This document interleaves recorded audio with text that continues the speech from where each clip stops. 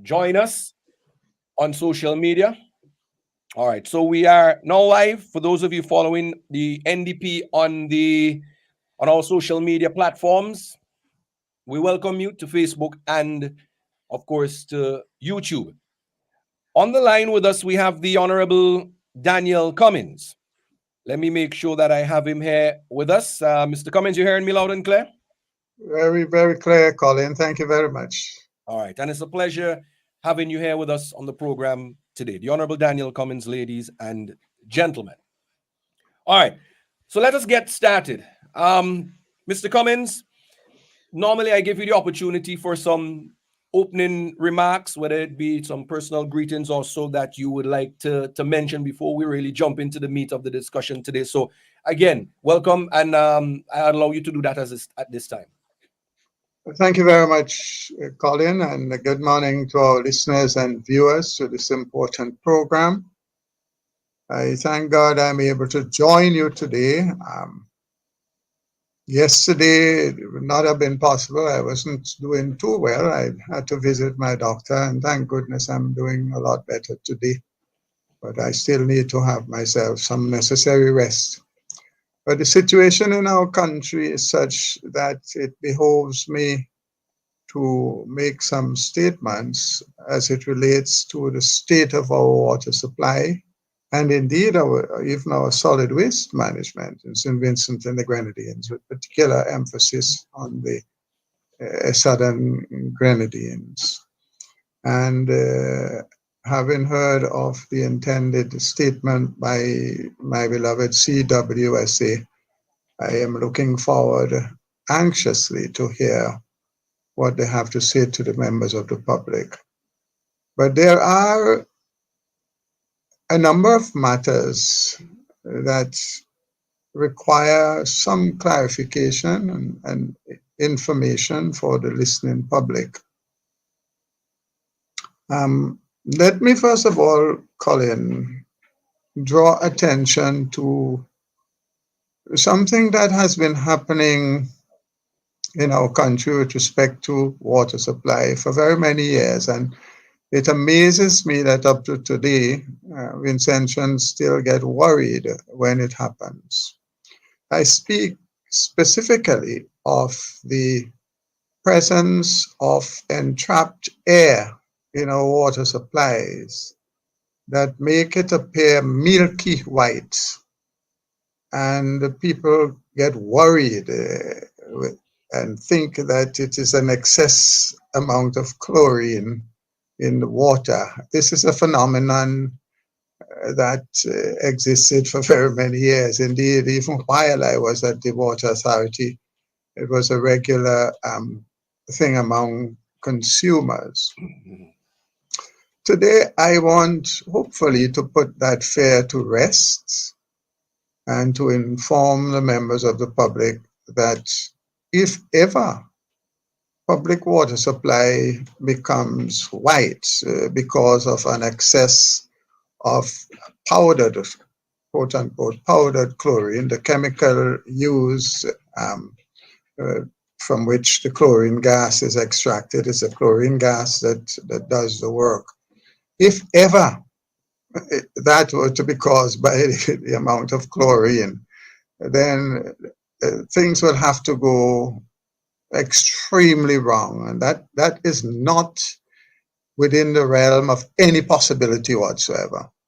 You're not going to find your water supply having that level of chlorine that would put your life at risk. So it's simply not going to happen. Remember, folks, that most of our water supply, more than 95% of it, is supplied by gravity. And that is to say, it doesn't involve pumping. Water comes from a high elevation, generally 1,000 feet or more above sea level. And it comes through these pipelines. In the process, the pipeline goes over ridges, down to valleys, and come back out again. Now, during the times of the rainy season, unless the system is interrupted for maintenance, that is to say, unless the Water Authority closes the system down, the water flows continuously. And because there are what we call air valves on the crests of the pipeline that will release any entrapped air, normally you do not see the whitening of the water. I've been at pains to remind the public that if you really are worried about such water, all you need to do is to catch a glass of the same water and let it rest for a few minutes, and you'll see the air will come out and the water will come back to normal. There will be no residue or anything like that. Sometimes we do not understand the force of gravity. Mhm. When the pipeline becomes empty, when the water stops flowing, most of the sections of the lines become filled up with air. Naturally, if all of the water flows out, and at the high points, you have air valves, but at the low parts, you also have offtakes from the pipeline. So you can actually drain all of the water out of the pipeline. And when this happens, air naturally flows into the pipeline to take the place of the water that is left out. As I said, if the water is flowing all the time, the air doesn't have a chance to do that. The pipeline is permanently filled. And what happens here is that if you listen to your meter at this time, because all of the consumers are connected to the pipeline. If your main stopcock is open, at times when air is being sucked into the pipeline, you could actually have your meter being reversed because instead of pushing forward, air in reverse going into the pipeline can reduce the measurement of consumption in your meter. This is real. Mhm. Unfortunately, when the water is coming back, the pipeline has to push the air out of its system, and that air, some of it goes through your meter and pushes your meter forward, registering as though you're receiving water, when in fact it is just blowing the air out of the pipeline. So it works both ways. Generally, you get far more air being pushed out through your system than is reversed. So that when you have disruptions of the water supply, your meter tends to read more than the actual water.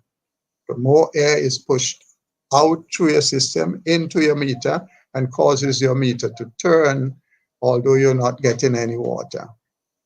And a simple thing that can be done is to have a simple air valve before the meter.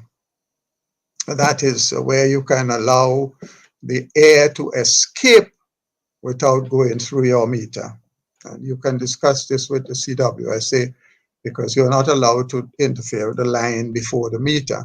But I'm sure that the CWSA will be more than happy to assist you in putting an air valve prior to your,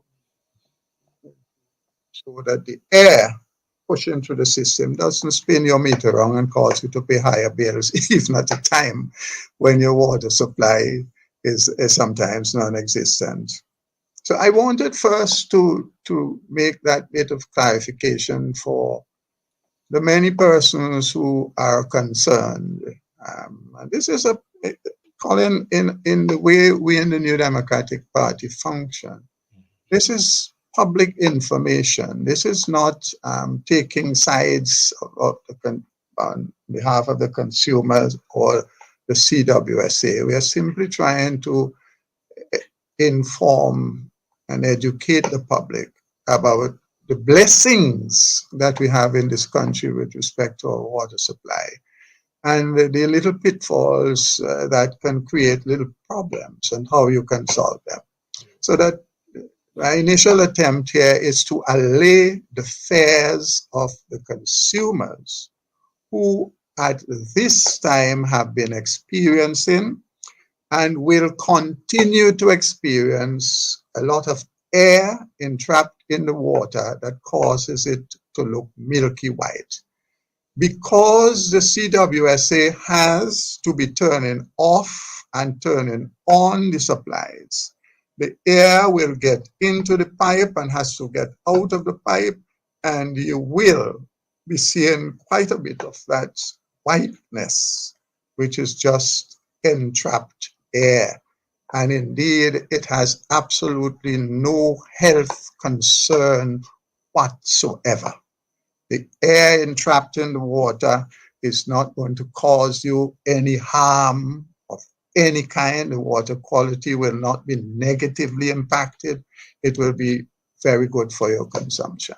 So I wanted to start with that clarification because I saw on Facebook, I saw one of my friends raising alarm on concern and very many comments from people.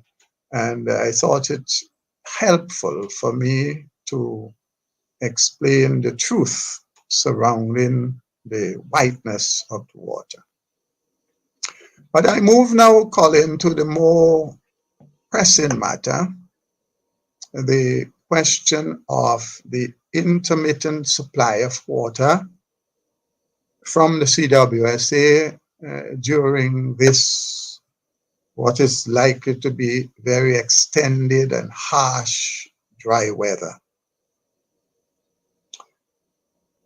I want to begin by reminding folks that it is necessary for all consumers at this time to make sure you have some level of storage in your home, storage of water in clean, covered containers in the event, in the likely event of the CWSA being able to supply you with water for some periods of time. It is essential that you keep this water, as I said, in clean, covered container and go back to it only in the extreme circumstance. Keep it as reserve. On St. Vincent, most of our water comes to us from streams. Streams caused by springs. And you will see, in those of you who are watching, this is one of our intakes where in the stream we dam the water, allowing the floating debris, leaves and so on to go over the spillway.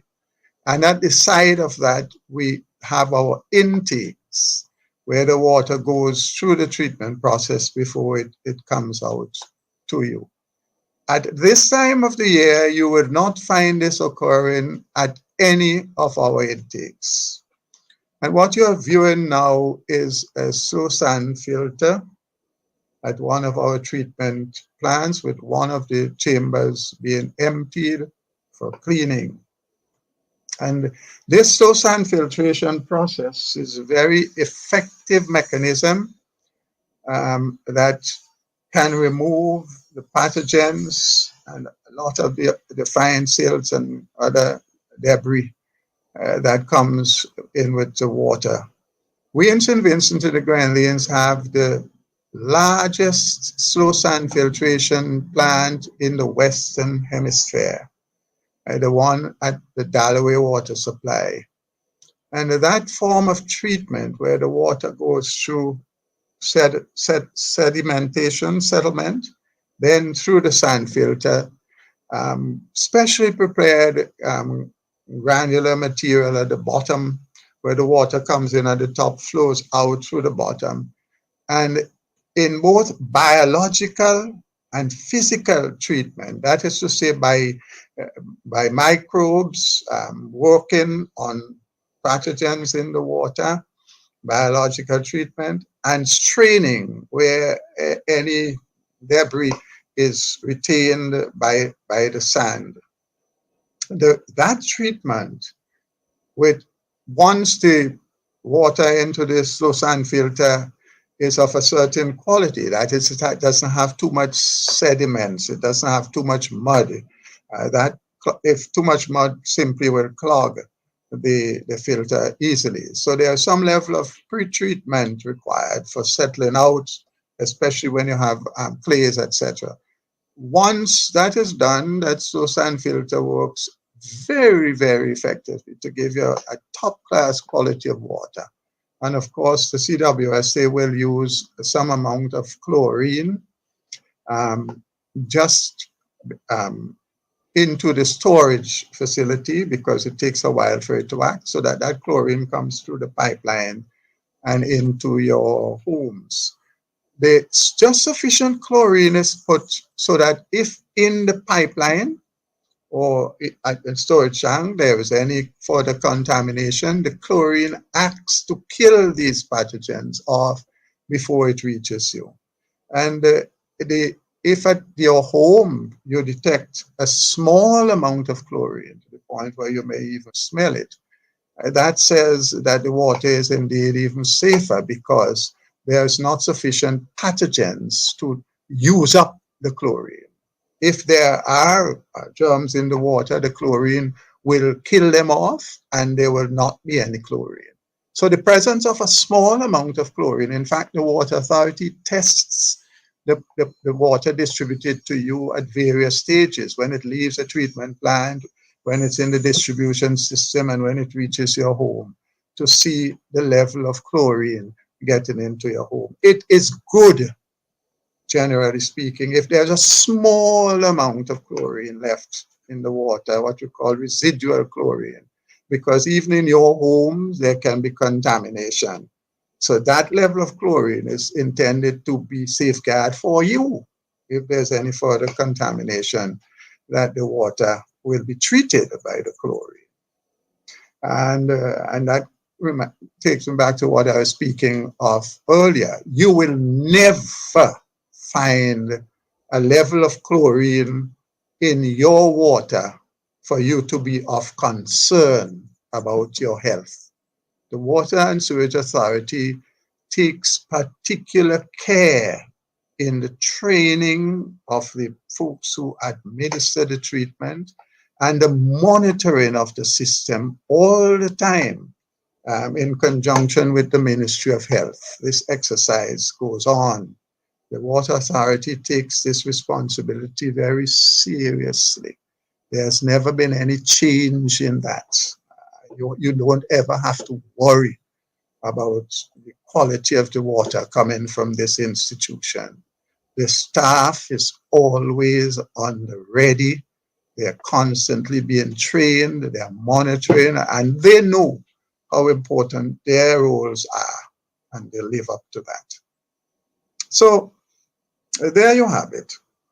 The water supply, unfortunately, at this time of the year is so low from Galloway, Montreal system, Majorca. You're not going to see any spillway overflowing at this time. All of the water that reaches the intake at the streams and dams is taken in by our system, and unfortunately, it is not enough to meet the demands of our people. And this happens so often in the dry season. Remember, during the rainy season, if I go back, I want us to understand the importance of the maintenance of our forestry in this country. Over the last several decades, unfortunately, through natural disaster, through the eruption of La Soufrière, and through insufficient resources in the forestry division, we have lost a considerable percentage of our natural forests. The natural forests form what we can consider a sponge-like material.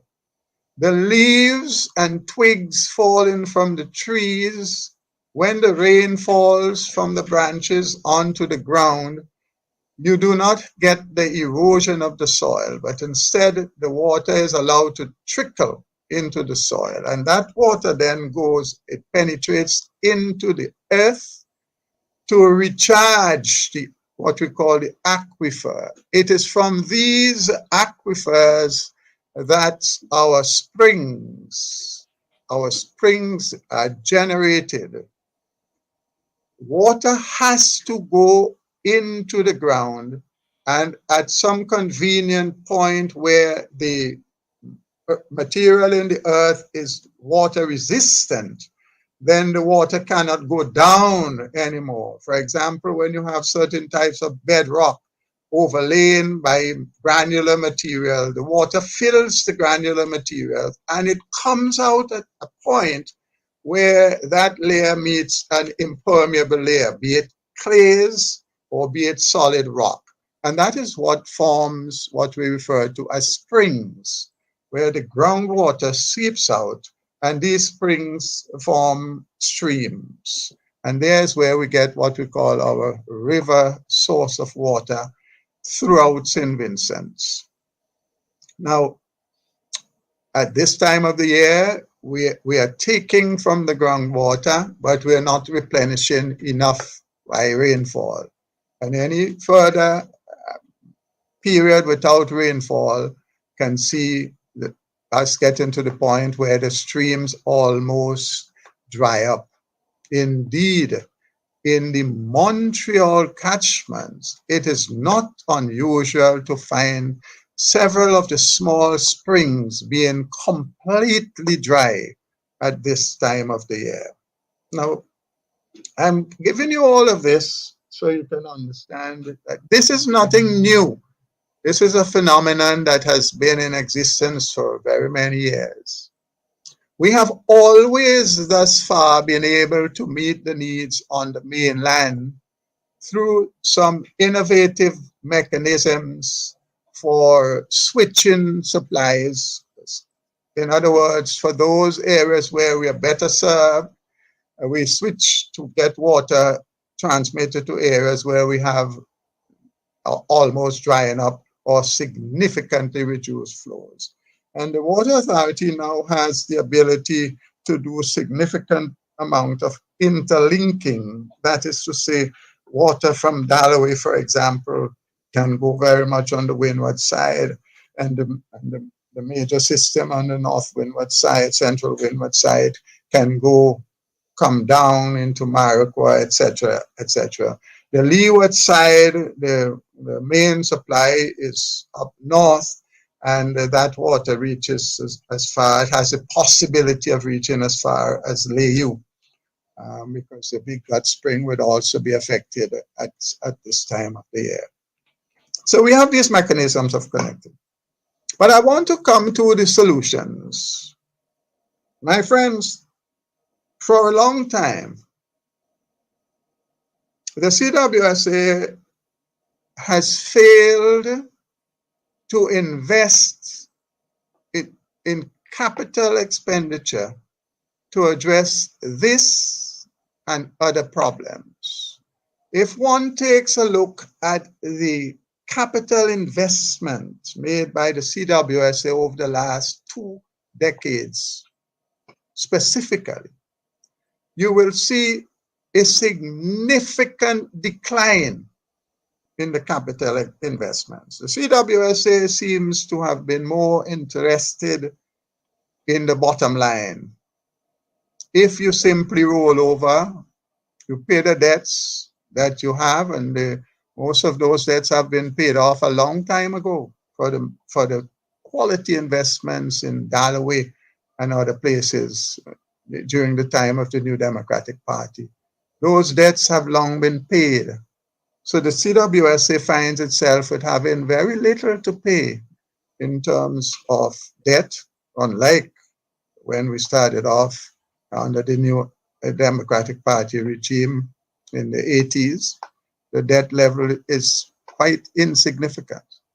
What has happened is that the company, the CWSA, for whatever reason, being preoccupied with the financial statements looking good. I mean, after all, what does it take to simply take the water and push it out in the pipeline and have consumers pay. That pays for itself quite easily with the efficiency of the staff. What has not happened in this period is the significant increase in the treatment works that is required. During these 2 decades, we've constructed a 500,000 gallon tank at Majorca, but there's no treatment work whatsoever for that Majorca system that is muddy significant parts of the rainy season.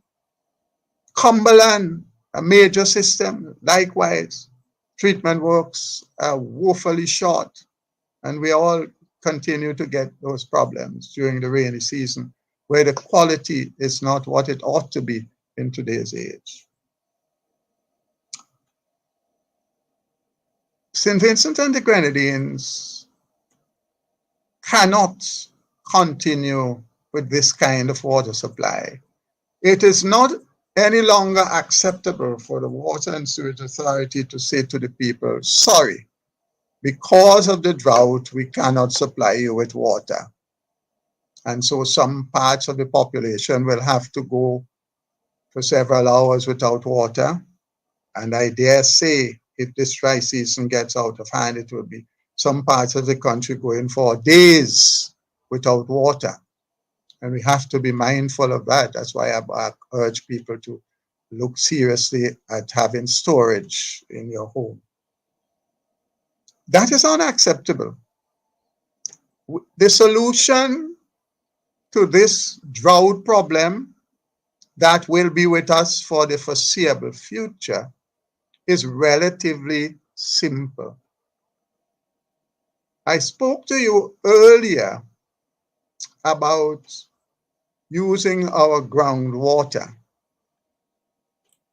The rivers that we have rely on the springs, which simply tap the water at higher levels in the aquifers. But today I want us to look at a different type of aquifer. And I want you to use your imagination and come with me to the north windward side of the island. For years we refer to the mighty river that separates over the river from the rest of the island, the Rabaka Dry River. At this time of the year, that river will be dry for a significant portion of its length from the coast going up into the mountain. But the higher up you go, there will be water. And that water disappears. It disappears because it goes into the ground, into the aquifer. So that if you go into that area beyond Georgetown, and even all in a significant part of Georgetown, where you have this kind of granular material, and if you dig a hole 20, 10, 15, 20 feet down, you will find water. Some areas the water is contaminated because of human activities. But there are areas, vast areas, where the water in that aquifer is of a particularly good quality. The raw water coming in and disappearing into the ground is excellent quality, and it is stored in the ground. In fact, some of it seeps out towards the coast, going into the sea. And it is, because of its elevation, it is unlikely that if you go close to the sea, you would get any salt intrusion, because the water levels on the mainland in the ground are high, so that the pressure keeps the water from the sea from infiltrating and making it saline. Why am I telling you all of this? The CWSA has an excellent system in Georgetown, Perseverance, but it is small. The one that was constructed in Jennings Valley during my time is a bigger system. And all of that is connected downwards on the windward side. The CWSA has transmission mains on the Windward Highway that takes water from Jennings to fairly far south. What is required is an enhancement of this transmission main from the Rabaka area as far south as Diamond. The Water Authority then has to dig wells in Rabaka at a suitable area away from the contamination, either through agriculture or other means, so that the quality of the water is good. And then to institute whatever minimal treatment is required, whether it be in the form of aeration to get out some of the iron or whatever treatment, pump it up to the surface and then into the pipeline so that the windward course all the way down can be supplied with water and leave the Galloway system from Kingstown back to the leeward. Remember, Galloway currently puts water all the way to Dorsetshire Hill and further out. If you bring this water from the north windward area, and let me hasten to tell you, there is a simple fact that there is excellent supply of water in the aquifer in North Windward, excellent supply in both quantity and quality. And all that is required is an investment in minimal treatment and a transmission main to take the water from the Rabaka area all the way down the windward side of the island. You cannot continue to tell people when the rains don't come that you can't supply water. This kind of investment should have been done. I am on record of advising the CWSA of this for a long time. This is the only viable option.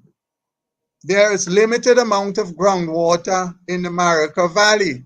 In fact, years ago we dug wells, but those are questionable both in terms of quality and quantity and would require quite extensive pumping and treatment, unlike what we have in the Rabaka area.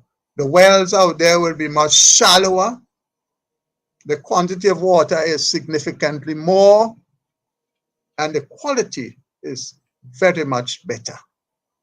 So there's a simple solution that the CWSA should have and ought to even now rapidly get involved in.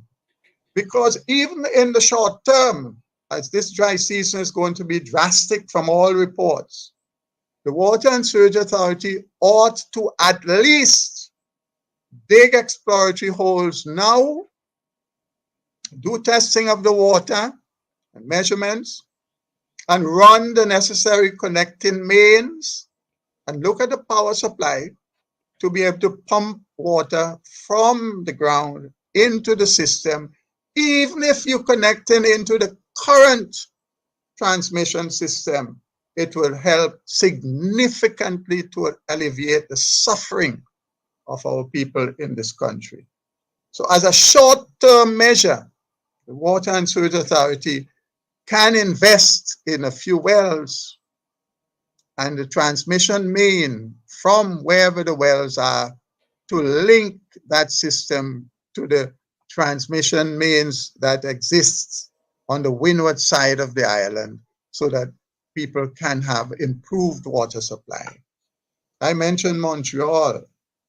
Majorca also suffers from the same thing. In fact, most of these river supplies virtually dry up in extensive dry periods. And that is not going to change for any time to come because we constantly reducing the forests, and then hence reducing the amount of water that can um, sink into the aquifer. But quite beyond that, we have heard so much about climate change, where you have disruption in the normal state of things, where you have, when you get rain, you get it in buckets, it drops like buckets. And then for extended periods, you hardly have any. When rain falls with that level of intensity, then you do not benefit significantly from it because more than 99% of it simply runs off into the sea. It is so rapid, it doesn't allow for percolation into the ground so that our aquifers are not recharged. And this is a phenomenon climate change is causing. I remember some Christmases ago with that torrential downpour that cost the life of so many of our people and disrupted livelihoods in so many areas. That amount of rainfall in such a short space of time is not beneficial. When the rain comes over a longer period of time with less intensity, more of the water is soaked into the ground and recharges our aquifer. And it is the release of the water from that aquifer over time that feeds the rivers and streams. So, in a nutshell, my dear friends, listeners, and viewers, St. Vincent and the Grenadines has a problem, but it is not unsurmountable. The CWSA has failed for too long to invest in an alternative supply to meet the needs during the dry season. During the rainy season, it is practical to simply discontinue the pumping of water from the wells and allow the regular flow by gravity, which is so much cheaper. But you must make provision for the inevitable. That is the period when the flows in the rivers are not enough to meet the demand. And again, it's my firm recommendation to the CWSA to invest in an alternative supply by tapping into the groundwater supply that we know clearly evidence in the Rabaka area, the general area in the Rabaka, huge area where you have excellent aquifers with lots of good, clean water that can be relatively easily extracted by wells and pumped into our distribution system.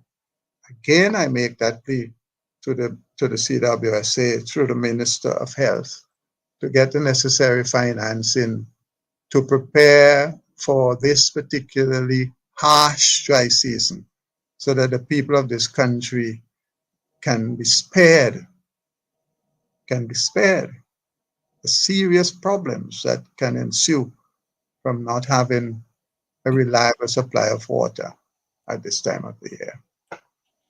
All right. Thank you. Thank you very much, Mr. Cummings. Much timely, needed conversation. And again, we thank you for your wealth of experience and knowledge that you bring to this discussion here today. Pauline, if you have the time, Mhm. I would like to spend another few minutes to address an even more challenging problem, that is to say, water supply in the Grenadines, with particular Yes. emphasis on the southern Grenadines. Yes, yes, of course, because we want to speak extensively on this today, and getting as much as we can before we join the CWSA with their press briefing today. Just a quick question though before we move on. What are your expectations, or what do you anticipate that is going to be maybe said in this press briefing from the CWSA today? Well, clearly, the CWSA will be calling on the population by and large, the ones who will continue to receive water almost uninterrupted, to appreciate the importance of conserving water. That is to say, use water wisely, use it for important means. Don't go watering your lawns and using a hose to wash your vehicles. and these kinds of things that you would know are not allowed in the dry season. Understand and appreciate the value of every bucket of water, and the bucket that you waste is a bucket that somebody else who doesn't have it will not be able to get. So I expect them, quite rightly, to encourage the population to use water wisely, to store up water. And I hope that they will be telling us about the plans that they have to deal with the crisis that is looming with respect to water supply. What we are seeing now is the figurative tip of the iceberg. It is going to get much worse, and we must listen. We must be prepared. And the CWSA, I hope, will be taking steps now. If the CWSA acts now to invest in the exploratory drills and the necessary pipelines and pumps to connect the groundwater to our systems, we can be spared a major catastrophe. And I'm hoping that the presentation today will address some of these issues. It's not that difficult. All right. Well, we will wait, and we will wait to hear what will be said by the CWSA today, ladies and gentlemen. Like I say, that press briefing should be around 1:30. You can follow it here. We will be carrying it live because the CWSA will be having that press briefing, I understand, live on their Facebook platform, CWSA/ Central Water and Sewage Authority. You can find them on Facebook if you want to go directly to the source. For those of you who are listening here on the New Times and Nice Radio and following the NDP on our social media platforms, we will be bringing that live as part of the NDP responsibility to ensure in the nation that we will continue to highlight these issues, make it aware to the nationals and what's not. And again, just like the Honorable Daniel Cummings is doing here, we're not only highlighting, but we're also helping to spread the message and the awareness to Vincentians, but also provide solutions too as well. Because the obvious question is, all right, every year we're having to go through this problem. It seems to be getting worse and worse. How can we ensure that we don't have to do what we're doing now or having to experience what we're experiencing now with the rationing of water from the Central Water and Sewage Authority? And the Honorable Daniel Cummings here making some clear proposals. These are nothing new. Not at all. These are nothing new. So, And Colin, now that the tourism product is picking up with the advent of sandals and others coming on stream, these entities consume a lot of water.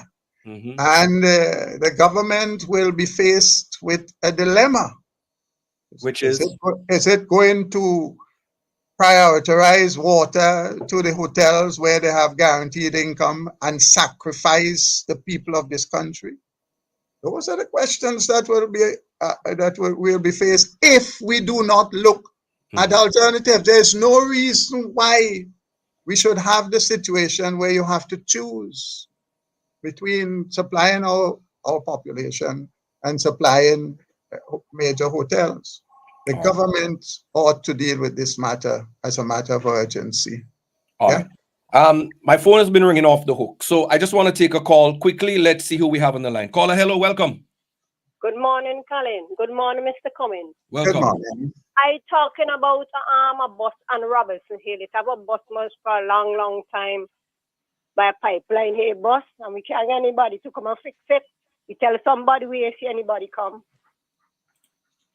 Okay. Thank you for raising that. I am sure that the Water and Sewage Authority will be listening, and they generally respond quickly, especially at this time of the year. So thanks for raising it. Obviously, the communication wasn't clear. Robertson Hill, that's in Arnesville. Yes. Yeah, Robertson Hill. Yeah. All right. Okay. Thank you. All right. We thank you so very much for that. Now, Mr. Cummings, before we take any more calls, let's move on. Obviously, there are quite a few things that are popping out here.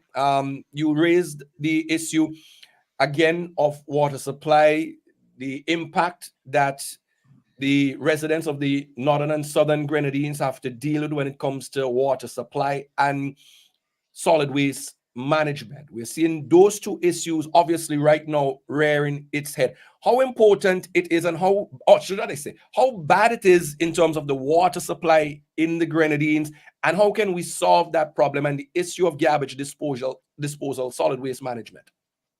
Colin, thank you very much. Let me start with water supply in the Grenadines. And I say to our listeners and viewers, we left on the drawing boards in CWSA detailed proposals for the construction of storage tanks, transmission and distribution mains on the main islands of the Grenadines, Bequia, Canouan, Union Islands. These proposals called for the construction of sized water storage tanks at good elevations and spots identified. It called for the construction of desalination plants to turn the seawater into potable water to meet the needs of the Grenadines for the local population and the tourist population. Not one thing has been done in the last 2 decades of this rogue regime to address this vexing matter of water supply in the Grenadines. Anybody who visits any of the Grenadine Islands at this time of the year understand the nightmare that people have to go through when their cisterns, that is to say the storage normally under their house, their home. Colin, most of us on the mainland do not appreciate what people in the Grenadines have to do to construct a home, you know. The first investment in the foundation, the footing, the bottom of the house, is a proper storage tank to take water from the roof. And they have to pump that water up to their homes. And they use it very carefully. But when you have periods, as we have now, of months without water, very quickly the storage tank runs empty. We have been saying to the government, as useful as it is to have systems to take water from the roof, in today's age, the volume of storage required for a household of 5 persons. Let me just give you a simple example. In St. Vincent and the Grenadines, our consumers use between 60 and 70 gallons per person per day.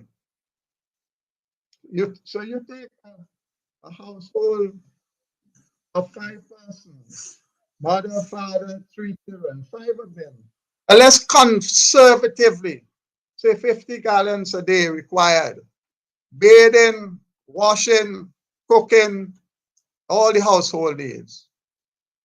50 by 5 is 250 gallons. Now, typically in the dry season, you need storage for 3 to 5 months. That's when there's no rain. Multiply 5 months at 30 is 150. 150 days.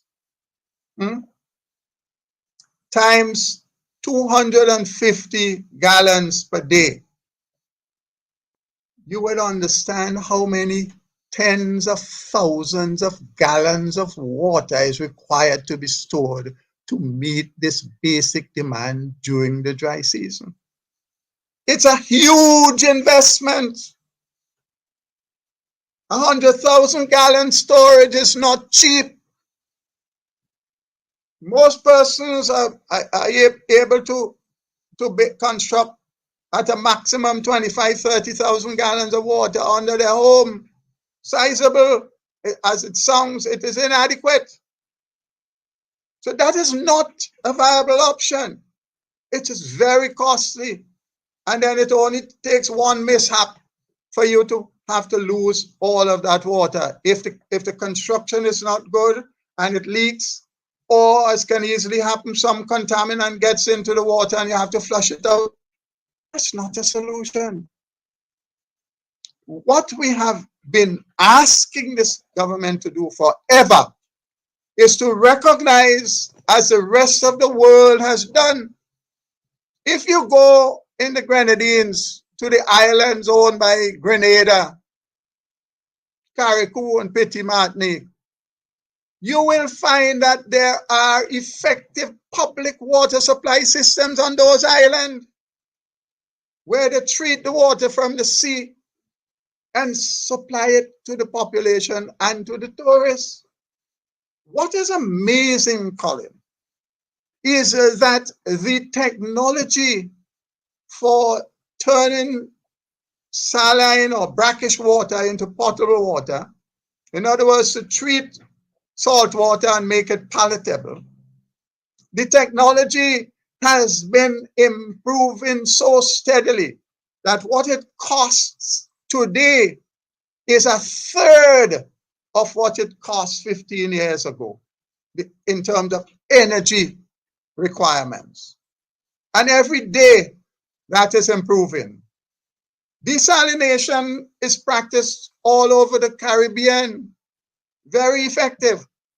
And we are saying that the CWSA cannot sit back and say, we have a few minor catchments down there and they get the goat interfere with them, the goat break down the fence and urinate and defecate all over the catchment, and the wild animals during the dry season break through the fence and go in to get water, and some of them end up in the tank and get killed, and you know what happens to them. This is no longer an option in this day and age. We are asking the government for such a long time to treat the Grenadines as an integral and important part of our multi-island state and invest in proper water supply systems, to wit, building storage, building transmission and distribution lines, building intake systems and treatment plants where you take brackish or seawater and convert it to potable water. In the process, using solar energy and other renewable energies to reduce the carbon footprint, as is happening around the world. As I said, the energy consumption for a gallon of water now by desalination is significantly reduced. But we don't want to be investing so much in the burning of fossil fuels. We need renewable energies. There's a demonstration project in Beckwith for some time now. The Italian government offered us millions of dollars about 10 years ago to put down another desalination plant on Beckwith. This government has sat on it and did absolutely nothing. I hear them talking even in Parliament a couple of days ago about wanting to look at that now for years to come, when that should have been implemented since Noah was a boy. They don't care about the Grenadines. Colin, the arrangement now to take water by boats from St. Vincent, which already, mind you, has a shortage, to take water by boats to go down to the Grenadine Islands and then trying to offload. You don't have any facility on the islands where you can pump the water from the ship into a storage facility so that the vessel can have a quick turnaround time. No, the vessel has to wait while people come with a 5-gallon drum and with the barrel or whatever to collect water and tote it back to their homes. By the time that is finished, it's contaminated. That mechanism is totally unsatisfactory. It is treating the people of the Grenadines with absolute contempt. in this day and age is unsatisfactory. The government must invest in proper water supply systems to all of the people of the Grenadines, with particular emphasis on the southern Grenadines, which is hardest hit. It is criminal not to do that. Unacceptable. And it is so sad because those plans were there when I was in the CWSA. And this government for more than 2 decades now has done absolutely nothing to assist the people of the Grenadines. The Southern Grenadines, for those of you who have not experienced it, you don't know what we're talking about. Imagine living on an island where you have to survive on 1 liter of water per day, if you can beg for it, if you can pay for it, if you can find it. You don't know what it is when the only bath you could have is in the sea. And when the sun dries off that water and leaves the salt all over your skin, it is very itchy and annoying. But that is the life that the people of the Southern Grenadines have to endure now in a country that is called St. Vincent and the Grenadines in this day and age.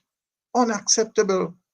So I'm waiting anxiously to hear what the CWSA is planning for now and into the future. You can see when you go with a truck and the water has to be delivered in these 5-gallon containers and so forth. First of all, we hope the containers are clean. But in all of the process, contamination takes place. Look at the small plastic drum to begin with, in which the water is transported. This is not acceptable, my friends. And calling dear listeners and viewers, transporting water, supplying water to people by boat and by truck is the most inefficient mechanism. It's the most expensive. And even worse, it is prone to serious contamination. Very serious contamination, because on the ship, depending on the container that it's going in, and it's not properly sealed, the ship carries all kinds of chemicals, all kinds of stuff. You could have cross contamination. The hose that you're using, if it isn't properly sanitized, could be spreading all kinds of unwanted stuff into the water. The containers people are receiving it in some instances, open containers, subject to dust and all of the other concerns. This is not good enough. This is not good enough. So I am anxiously waiting to hear what plans the CWSA has to relieve the nightmares faced by the people, particularly in the Southern Grenadines, and indeed the Northern Grenadines as well. Major problems at this time of the year. Most people's tanks are already emptied, and they have to rely on water coming from St. Vincent in that form or fashion. Very expensive, extremely expensive, and questionable quality. We need to do something, and we need to do it urgently. Colin, I will leave the issue of solid waste management in the Grenadines, perhaps as critical as it is, for another time, because that is a subject all by itself. It's really unbelievable that in today's age, that situation is allowed to exist in the Southern Grenadines. All right. We're now up to 3 minutes after the 12 o'clock hour. We're long overdue for the commercial break, but I think it was important that we got this information out. And of course, like you said, we await the press briefing from the CWSA, which should be at around 1:30. We will carry that here live today. And of course, depending on how long that goes, we would like to hear from you again, the Honorable Daniel Cummings, based on what information is received, put out by the CWSA. At this point in time, what I think we will do, let us take the commercial break, and we will come back with more with the Honorable Daniel Cummings, and we'll open up the phone lines for your calls and interaction here on the New Times program. So stay with us, ladies and gentlemen. Let's take the commercial break, and we will be right back after this. Very well. Ready to kick it into high gear? Because on May 20th, mark your calendars and get your gig faces on. That's right, it's the NDP Central Kingstown Fair and Football Extravaganza, and it's happening in Green Hill. Join us at the Green Hill Hard Court for a day packed with more fun than a barrel of monkeys on roller skates. We're talking live band, special guest artists, and enough entertainment to make even your grandmother bust the move. But hey, we're not stopping there. Oh no, because what's a party without good old-fashioned food and drinks? Well, we've got you covered with mouth-watering treats and drinks to fill you up all day long. There's more. Strap on your gear and get ready to tackle the competition, because we're hosting the Year One Entertainment Football Tournament on the Green Hill playing field. It's going to be a showdown of epic promotions. So gather your squad, bring your A game. The NDP Central Kingstown Fair and Football Extravaganza, happening May 20th in Green Hill. Brought to you by your friends of Central Kingstown. Bonady Supermarket in Kingstown, serving the nation with quality service and excellent prices. At Bonady Supermarket number 2, located at Upper Middle Street, we are proud to serve you. We are second to none. Call us at 457-1616. We at Bonady Supermarket number 2 will always be here for you. Bonady Supermarket, serving the nation with quality service and excellent prices. General Hardware still has the best prices on steel, lumber, and plywood. So go on, compare prices. And if by chance you find a better price, no stress.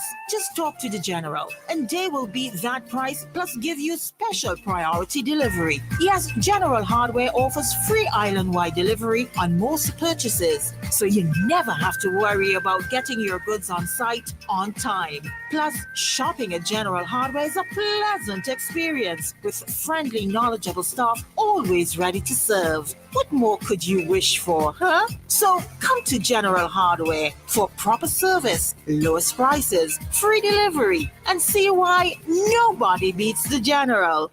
Nobody. So fast pay, a new and easy way to pay. So fast pay, so fast pay. You asked for it and you got it. A quicker way to pay your bills online. It's fast, secure, and easy to use. No registration, no additional fees. Flow is now offering FastPay, an online service that allows you to settle your bills in less than 2 minutes. Need a receipt? FastPay will send it to your email immediately. Use FastPay now for convenience, safety, and efficiency at discoverflow.co/fastpay. So fast pay, 2 minutes and you're on your way. So fast pay, so fast pay. Flow is keeping you connected. There are many cleaning companies, but there is only one company that cleans, and that is Vinci Clean. So you don't have to wait for a season. Cleanliness is enough of a reason. Just finish building your dream home and wish to move in? Then Vinci Clean is for you. Do you have oil mark where that car is parked? New tiles just laid and want to remove tile grout, cement, or paint? Vinci Clean is for you. Shampooing of chair sets, mattress, carpet, house cleaning. Vinci Clean is for you. So whatever cleaning you need and for the best prices and quality on the market, telephone 431-1360, 457-1649. Vinci Clean, Vinci Clean, Vinci Clean, the best in service. A Spoonie USA production proudly presents Tribute to Mothers, a story of profound gratitude and admiration. Join us at the illustrious St. Gabriel's Church Hall, nestled in the heart of Brooklyn, New York, as we celebrate the epitome of love and sacrifice. Our distinguished keynote speaker, Miss Karen Hines, founder and CEO of Workplace Success Group LLC, will grace us with her wisdom and insight. But that's not all. Prepare to be captivated by the brilliance of Dr. Coco Spring with an exclusive book signing that promises to enrich your mind and soul. Serenading us through the evening will be Easy Sound. Reserve your tickets now by calling or texting 917-519-2306 or 516-808-2445. Donation a mere $70, a small token for an unforgettable experience that transcends time and space. Join us on Saturday, June 1st from 5 p.m. to 10 p.m. at St. Gabriel's Church Hall, 331 Hawthorne Street, Brooklyn, New York, 11226, between Nostrand and New York Avenue.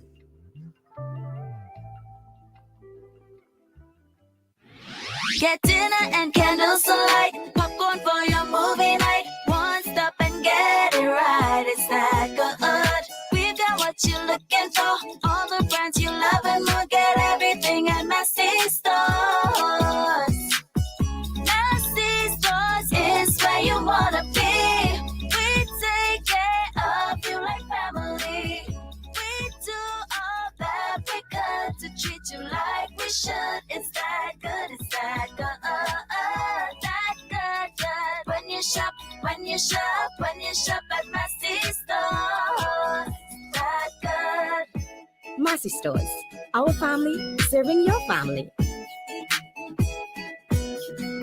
Listen up, All Islands Recycling in Camden Park is buying your empty beverage plastic bottles and aluminum cans. We're now offering $2.75 per kilogram for all of your clear beverage bottles, including juice bottles. Simply rinse, remove covers, and place in a separate bag. Then sort bottles by color. Aluminum cans must be bagged separately. Remember, it's cash, not trash. It pays to take care of your environment with All Islands Recycling. Call 453-4150 for details. Air filters, oil filters, fuel filters, disc pads and brake shoes, clutch discs, pressure plates, rotor plates, engine parts, fan belts, timing belts, oil seals, spark plugs, radiators, radiator hoses, water pumps, universal joints, suspension parts, KYB Japanese shocks for Toyota, Nissan and Suzuki, tie rods, rack ends, ball joints. You can also get accessories, cleaning supplies, polishes, titanium tint, black tint, Valvoline motor oils, Toyota and Honda motor oils, transmission fluids, Michelin wiper blades, headlights, corner lights, HID kits, HID bulbs and ballast, LED bulbs, and much, much more can be had at Automax Auto Parts. Automax goes the extra mile and spend the extra dollar to ensure that you get first quality Japanese auto parts. Come see the difference at our showroom opposite the basketball court in Camden Park. Call us at 458-2000 or 529-2070. Visit us on Facebook, Automax Auto Parts. Drive the extra mile to get the best first quality auto parts. Please note that we open on Sundays from 8 a.m. to 3 p.m.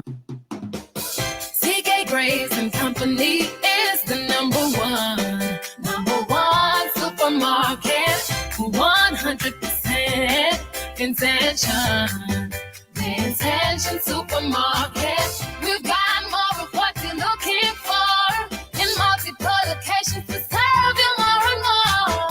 In business now for over 50 years, and you will always say by shopping right here. Oh yes, we're number one. CK Graves and Company, and we are Vincent John, a supermarket for you and me. I passed by a brethren the other day. If you see he plays rat and cockroach racing, mosquito fighting one another for come knee in your ears, and the amount of woodlights I see, I had to wonder if them been in the wood with no attack and build the ark. I said, bye, call Flick. For the eradication of pests, Flick is your answer. Before and after construction of your domestic and commercial buildings, Flick uses environmentally safe chemicals and keep washrooms fresh with the Aroma Odor Control and the FemCare sanitary disposal systems. Call Flick Pest Control today at 457-1857 or click www.flickpestcontrol.com. Memorial Funeral Home is dedicated to meeting the needs of our customers. We go above and beyond to ensure satisfaction and convenience. That is why we are extending our services to the diaspora. Working with Caribbean Funeral Home in New York, burial packages can now be completed in New York to cover burials in St. Vincent, and likewise, packages can be made in St. Vincent to cover burials in New York. Caribbean Funeral Home is located on 1922 Utica Avenue, Brooklyn. Call their office at 718-444-1818 or WhatsApp at 347-925-9557 or 347-231-5410. For more information, call our local office at 458-8888. Memorial Funeral Home. Quality, convenience, and affordability. Randy's Supermarket is perfect for all your grocery needs. We have a range of liquor, liqueur, and wines, fresh and quality bread, and our weekly specials will simply amaze you. Conveniently opened 7:30 a.m. to 9 p.m. Mondays to Thursdays, and Fridays and Saturdays 7:30 a.m. to 10 p.m. We have competitive prices and friendly staff. Randy's Supermarket, located at Lower Bay Street and Terrell Street. Call us at 456-2994. Randy Supermarket, where shopping is fun. Are you ready to kick it into high gear? Because on May 20th, mark your calendars and get your gig faces on. That's right, it's the NDP Central Kingstown Fair and Football Extravaganza. And it's happening in Green Hill. Join us at the Green Hill Hard Court for a day packed with more fun than a barrel of monkeys on roller skates. We're talking live bands, special guest artists, and enough entertainment to make even your grandmother bust a move. But hey, we're not stopping there. Oh no, because what's a party without good old-fashioned food and drinks? Well, we've got you covered with mouth-watering treats and drinks to fill you up all day long. There's more. Strap on your gear and get ready to tackle the competition because we're hosting the Year One Entertainment Football Tournament on the Green Hill playing field. It's going to be a showdown of epic promotions. So gather your squad, bring your A game. The NDP Central Kingstown Fair and Football Extravaganza happening May 20th in Green Hill. Brought to you by your friends of Central Kingstown.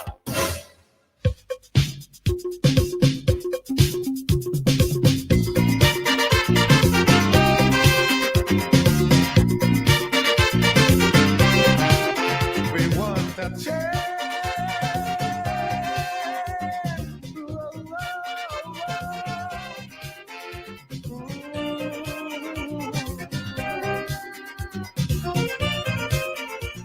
All right, ladies and gentlemen, welcome back to the New Times program. We're now at 16 minutes after the 12 o'clock hour here in St. Vincent and the Grenadines. And as promised, we're joined by the Honorable Daniel Cummings, who's here with us on the New Times program. And we're talking the issue of water security. It's a timely conversation that we're having here today on the New Times program. And it's an important one too as well, because presently we are seeing, if not experiencing, one of the worst dry seasons we've had in a long, long time. And who has better to talk to than the Honorable Daniel Cummings, who has been termed the waterman for obvious reasons. He has been the man at the helm of the Central Water and Sewerage Authority for many years in the past. He knows exactly what he's talking about. He has the knowledge, the qualifications, and the experience to talk on such issues. And already he's been quite informative and extensive with his contribution here on the program today. As I said, as we await the press briefing from the Central Water and Sewerage Authority, which would be at around 1:30 today. And again, just anticipating what that messaging may be from the CWSC again, Mr. Cummings. And again, just to highlight for the benefit of our listeners who may be joining us now, where we are presently with water supply and water security in our country, and where do you see us going forward in the future to prevent the kind of, we can't prevent the droughts that we're seeing now, but to be able to improve on our water supply, especially during a time like now. Yes, thank you very much, Colin, and thanks for the opportunity to be hopefully of assistance to a lot of people. It requires repeating the importance of water in our lives. The supply of water is something that should always be devoid of any partisan politics. It's a very serious matter. And in my previous work experience, that this is a responsibility that I took on with the utmost of seriousness, and that was transferred and encouraged by every single member of staff of that institution. And we are blessed in St. Vincent and the Grenadines to have people who understand their roles and who do it not just as a job, but do it because it is the right thing to do, and they take pride in the work that they're doing, because indeed it's saving lives in so very many ways. But the problem for us is that the Water supplies, as we continue to use them, depend exclusively on the flow of water in the streams, in the rivers across the country. And in the dry season, that water is woefully short of expectation. And the time has long come when the CWSA should be looking at alternative sources of water. And I am specifically recommending the extraction of groundwater of known good quality and quantity in the northern part of the windward side of the island to extract that water and treat it and pump it into the existing systems until we build dedicated transmission mains to deal with that. It is unpardonable that in today's world we still use an excuse of not enough water in the stream to restrict people's use of water and taking some very draconian measures. Here, and you're showing, Colin, what typically happens in the dry season. What was a normal river becomes a dry river. I mean, if you go to Montreal at this time, you will find that most of the streams are completely dry because the water has soaked its way into the ground. In Majorca, again, you have to go high upstream to find any water at all flowing in the river. And you'll find large patches of the river with not a drop of water flowing, all soaked into the ground. Water is taken from the stream above to go into the storage tank, and below the intake, whatever little escapes there, it seeps right into the ground, and the river passage only gets a little moist, and water flows after a shower. And that is something that's not new. It's been going on for quite some time, and it's exacerbated, I say, by the destruction of our forests, both natural and man-made. We all saw what the eruption of La Soufrière did to a significant portion of our forests.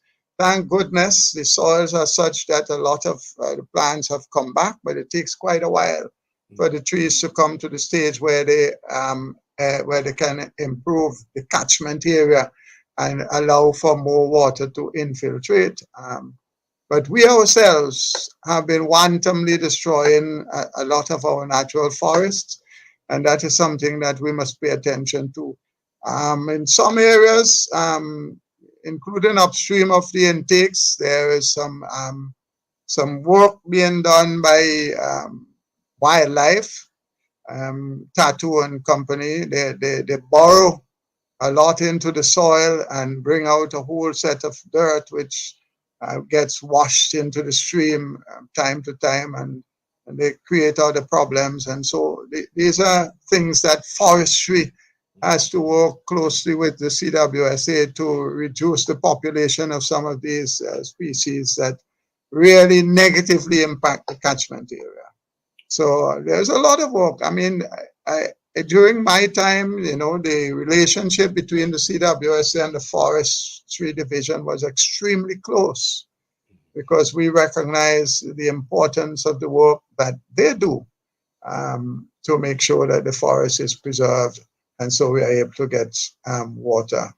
All right. But bottom line is that the CWSA must take steps to produce water from sources other than the streams, which are grossly inadequate during any foreseeable dry season. Let's talk about that a little bit more, but let us break it down now so everybody could have a grassroots understanding of exactly what you're saying here and what you are saying could be done in the future. Presently, in St. Vincent and the Grenadines, we depend heavily in terms of the water supply that comes through our pipes on the rivers and streams and the natural springs that we have here. Do you know, and is it the case, hence our geography, that they are underground water, you call it aquifer, that we can tap into in this country? Yes, the CWSA is acutely aware of this. There are several areas in the country where testing has already been done. In Dumbarton, in the Marico Valley, many years ago, a well was dug there. That well has experienced problems both in terms of quality and quantity due to the heavy agricultural and other related activities. The quality of the water there is not so good and would require extensive treatment if that were to be used. And then it would have to be pumped because it's at the lower part of the valley. And you know, our houses are way up on the hills. You know, sometimes we take it for granted, the blessings that we have in being able to capture water at high elevation and allowing it to flow by gravity to where we live. And we like to live on hills.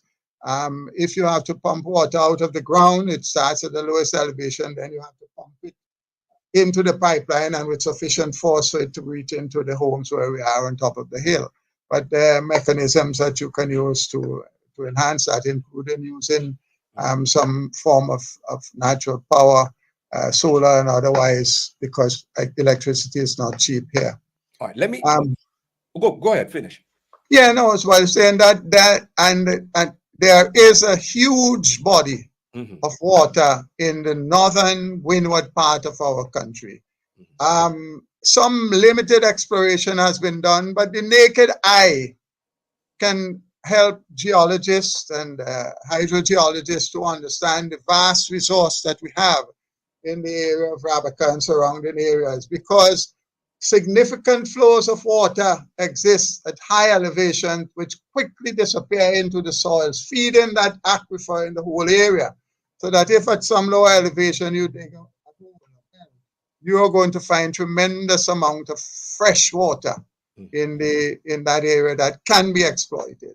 And you're saying that we have not in a long time been tapping into that resource? We have not yet. I don't know why it has taken the CWSA so long to do that, when everyone knows that even in a regular dry season, we're going to have problems. And when we have an extended dry season, as we are likely to have in this year, this could be one of the worst, we would not have problems, we would have nightmares trying to meet the demands of our people. Let me ask you this. Obviously, during the dry season, we see the effect of the dry season causing a lot of our streams and springs to dry up. How does the dry season, if you know, affect these aquifers? Well, during the dry season, Colin, because there is no rain, which aquifers you're talking about? The ones we're going to tap? Yes, the potential ones that are there. Oh, yeah. Well, this is the thing about it.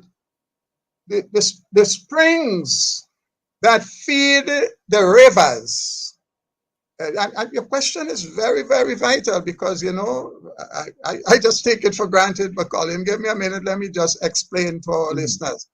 The springs that feed the rivers are at the aquifer is at higher elevation. I explained earlier that the water sinking into the ground fills up that aquifer.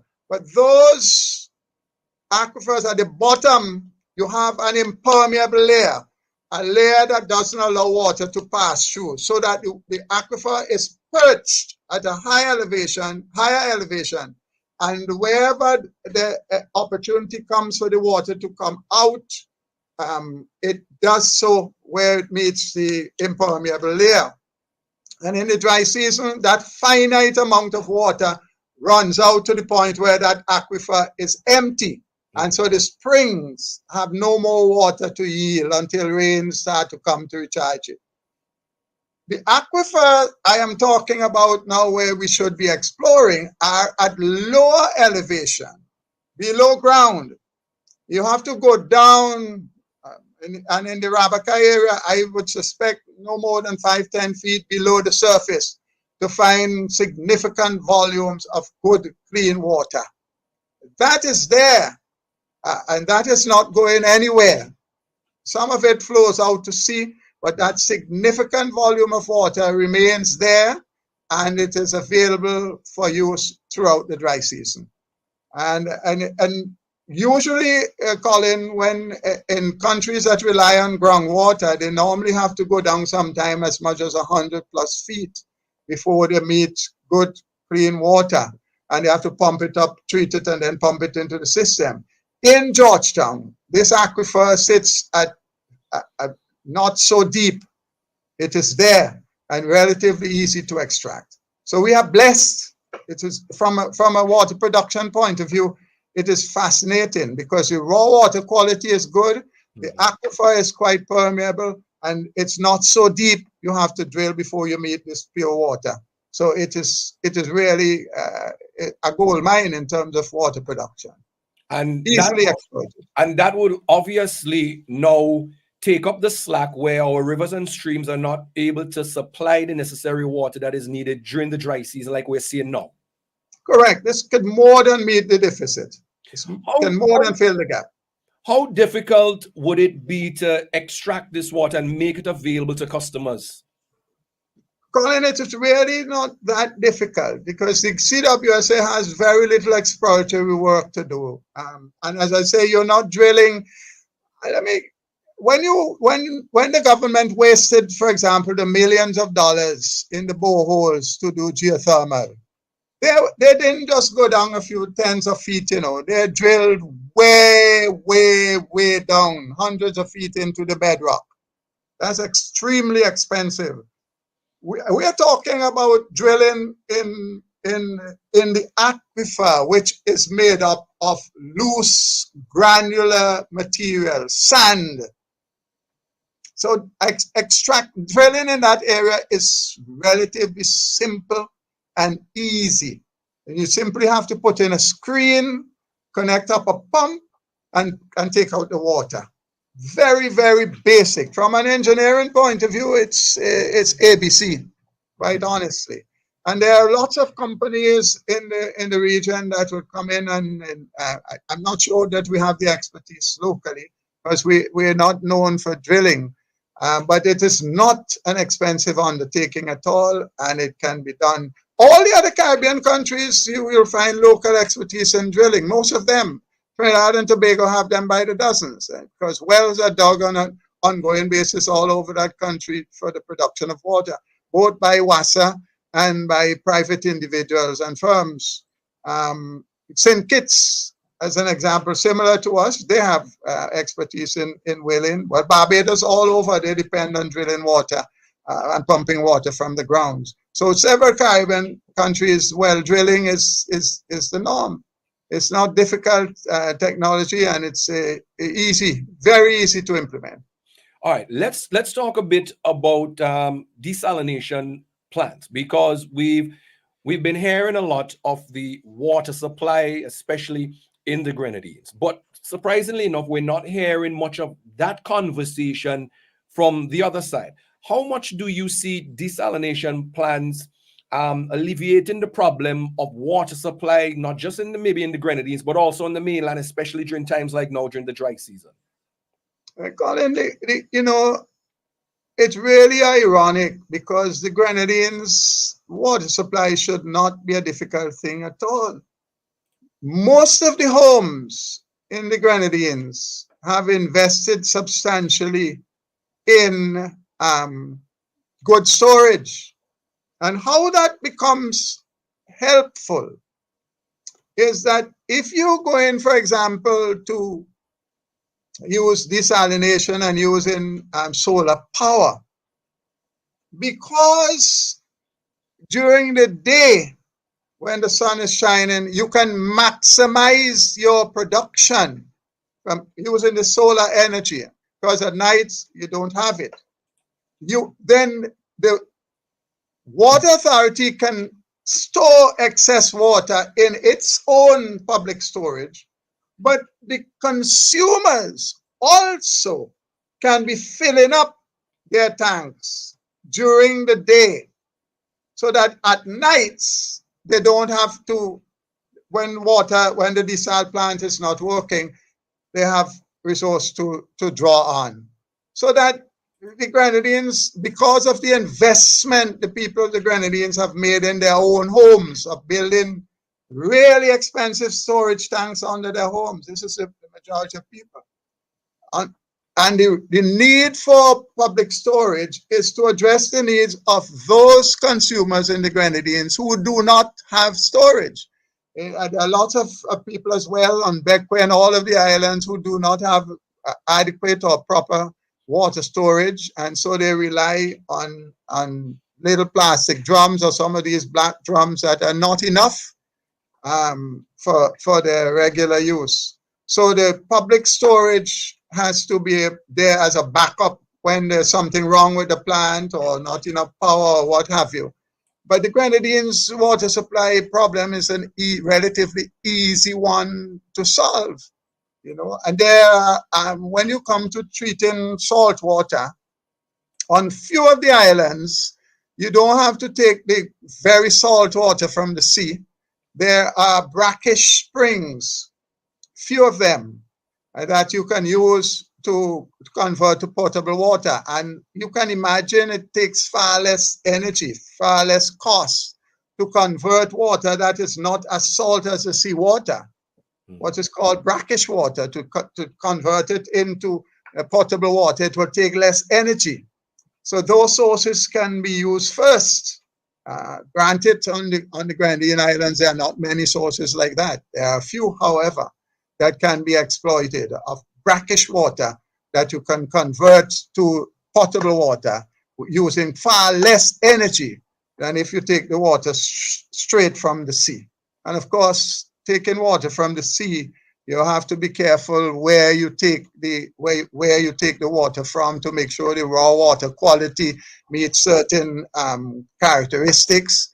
You know, and in these times you have high algae growth. We're seeing the floating algae that's creating so much of a problem. So you have to look at where you're taking from. And then when you treat water of this by this nature, Colin, you concentrate the salt in what is called brine.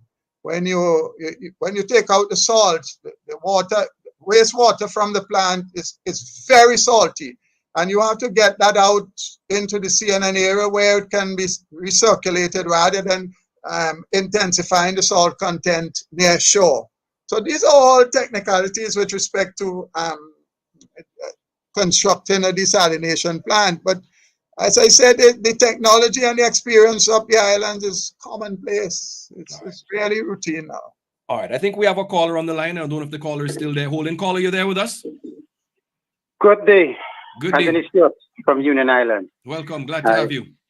I have one question for Mr. Cummings, and it has to do with funding. Where is the money going to come from to fund the Grenadines Water Project? And would there be grant funds or concessionary loan funds available? My friend, development projects of these kinds can attract the same kind of funding that the government is using for the port project. The basic needs of the people is always an easy opportunity to grant fund. When I was in the CWSA, for example, we got tens of millions of dollars from the French government at very concessionary terms, under which we constructed major projects like the Galloway treatment plant and the water supply at Jennings. Funding is not a problem for these kinds of projects, my friend. Not at all. Not at all. And the follow-up question is this. What sort of water bills, would we be expected to pay monthly? I would tell you this. It will be cheaper than what you're paying at the moment, because I know the people in the Grenadines, what they have to pay to receive a small amount of questionable quality water at this time of the year. When you have a public water supply system, it is far more reliable, it's better quality, and overall it will be far more cost efficient. It will not be as cheap as what obtains on the mainland St. Vincent for obvious reason, because the CWSA doesn't have to pay any electricity bill. But, and this is a big but, in dealing with things like pumping and treatment in the Grenadines, you can make reliance on renewable energies, and the investment upfront in using solar, in using wind, and other forms of energy will significantly reduce the cost to the consumers. All right. Well, in terms of solar energy, we have a solar energy plant down here and it's been out of commission now for months. So I hope we could have the requisite training to maintain whatever new technology we import. You're hitting the nail on the head. And as I say, it's not just the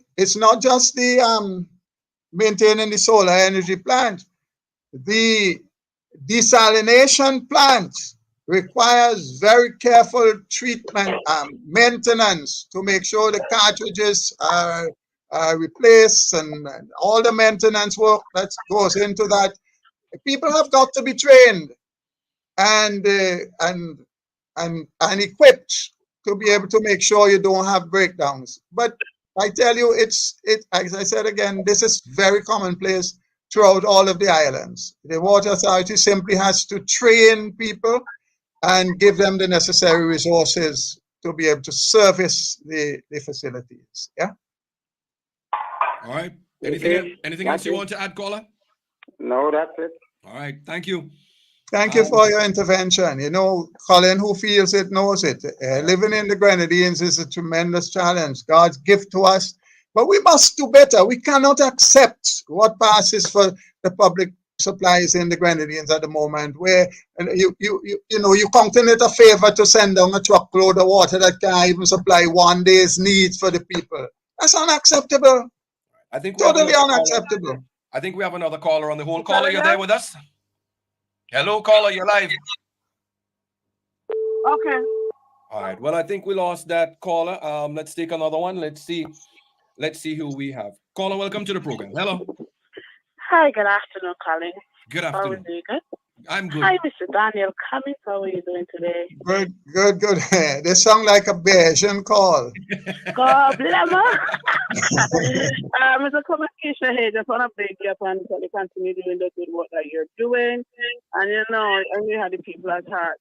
So, you just stay in there and, keep the people, going and stuff like that. Colin, you're doing a wonderful job. Keep on doing wonders. Doing what you're doing. My father passed. My stepfather passed, so I'll be there shortly for the funeral in Akamlabu High Monty. I wasn't aware. My condolences to you. Yeah, that's it, Dozen. Montgomery Dozen. Yeah. Okay, so Mr. Cummings, dig up yourself, and they can't touch the water man down there. I know water's scarce, but water will come. Thank you. God bless. All right, thank you. And the calls are coming in. I think we have another one. Let's take this one quickly. Let's see. We have caller. Welcome to the program. Hello. Yes, hello. You're live. Welcome. Hello, Colin and Mr. Yes, we're hearing you. Go ahead. I want to ask one. I get to understand, is there a pool at the playing field? Playing field? We have heard that there should be an installation of one. It is for lighting. It is for huge poles. It's for lighting the playing field. No, I think she's talking about pools, as in swimming pools. Oh yes, there are a few pools being put in what used to be the beaches area, similar to what obtains in Barbados at Kensington. I was wondering if it is possible, if it's profitable right now for citizens and the Grenadines to maintain pools like those right now. Maintenance. That's relatively small amount of water, my dear. And that's not the kind of facility that would be used every day. That will be specifically when there's a function. So that is what I'm thinking. Not a serious matter, honestly. Okay then. Thank you. All right. Keep the calls coming, ladies and gentlemen. We have another caller coming in on the line. Let's see what we have. All right, we lost that. In fact, Colin, it's quite easy to take water from the roof when the rain comes to fill up those pools. So it's really a non-issue. All right. Caller, welcome to the program. Hello. Good afternoon, Mr. Graham. Welcome. Well, I don't know. I gain all that from you this afternoon. Now, I hear talking something about the water system. One point I have to make with the water system, I want you to go down at the hall and look behind the building them, and you will see all the tank that you are eating and make food. Now we are out of water. Every household could have get a tank in St. Vincent, and the water drought that the city have here, we now will have that because the water tank would have carry we almost to the rain season. Well, caller, I agree with you on one point. Those tanks have been sitting there in the sun for so long. In fact, I fear some of them may not be useful now. And if they were distributed to the households, they should be able to keep some water. That when the CWSA has to cut it off, you'll at least be able to have something to keep you going for some time. But your point is well noted. Especially now during the dry season. All right, we're just 15 minutes away from the 1 o'clock hour. That press briefing from the CWSA is scheduled to start at 1:30. We have another caller on the line. Let's take this call and let's see who we have. Caller, welcome to the program. Hello. Good afternoon, Colin and Mr. Cummings. This is Pastor Bascom. Welcome. Good day, sir. How are you, sir? Well, I really is impressed the way how you describe and you analyze everything. Even the ABC person like me is able to understand what you are saying. And this is the difference of the other side. You can come and represent us, not the mighty one. And I'm really, really impressed the way how you lay it out so that everybody can understand quite clearly what you are saying. Also, I am a regular traveler to the Grenadines Island. I am going to ask a question. Is there a mechanism in place to test water? It might not be all of the water, but some of the water that people drink in the tanks, because we know of what happened in the environment and everything. When, especially when a little bit of rain comes, all those debris will go down into the tank, and then the people will still have to turn back and drink the tank because everybody cannot buy water. I know that for sure. So I'm trying to understand if there is a mechanism that they usually test the water every now and again to find out if it's good quality water or it can cause sickness or what. Thank you very much. All right, thank you. Thank you. Very, very valid question. Between the Ministry of Health and the CWSA, there is a mechanism for testing of this water, especially from the public facilities that there are. There are a number of public, quote-unquote, catchments where you simply concrete an area in the mountainside, and when the rain falls, it flows on that and it comes into a storage tank of some kind. I was saying earlier that typically in the dry season, the animals find a way to get through the fence because they seek out water. Sometimes they fall into the tank and die and so forth.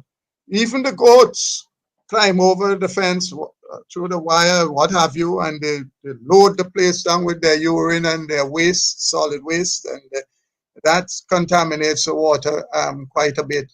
But yes, there is a mechanism whereby between the Public Health Department and the CWSA, samples are monitored for quality.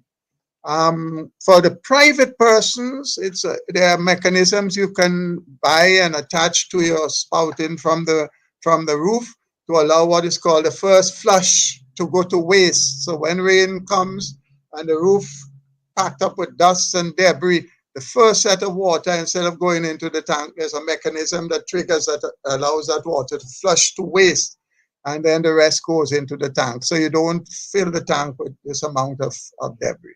These are things that the people in the Grenadines are acutely aware of because it's their lives, and they pay particular attention to these matters. All right, I think we have another caller on the line. Caller, welcome to the program. Hello. Good day, Colin. Good day, Waterman. Good to hear you, sir. I remember when you're talking about those wells that been drilled, that they're trying to, that we did trials. One was wrong at Dumbarton. I remember that, and it was artesian because the water was coming straight up to the top. Correct. And I hope that these people are taking note from what you're saying, Mr. Cummings.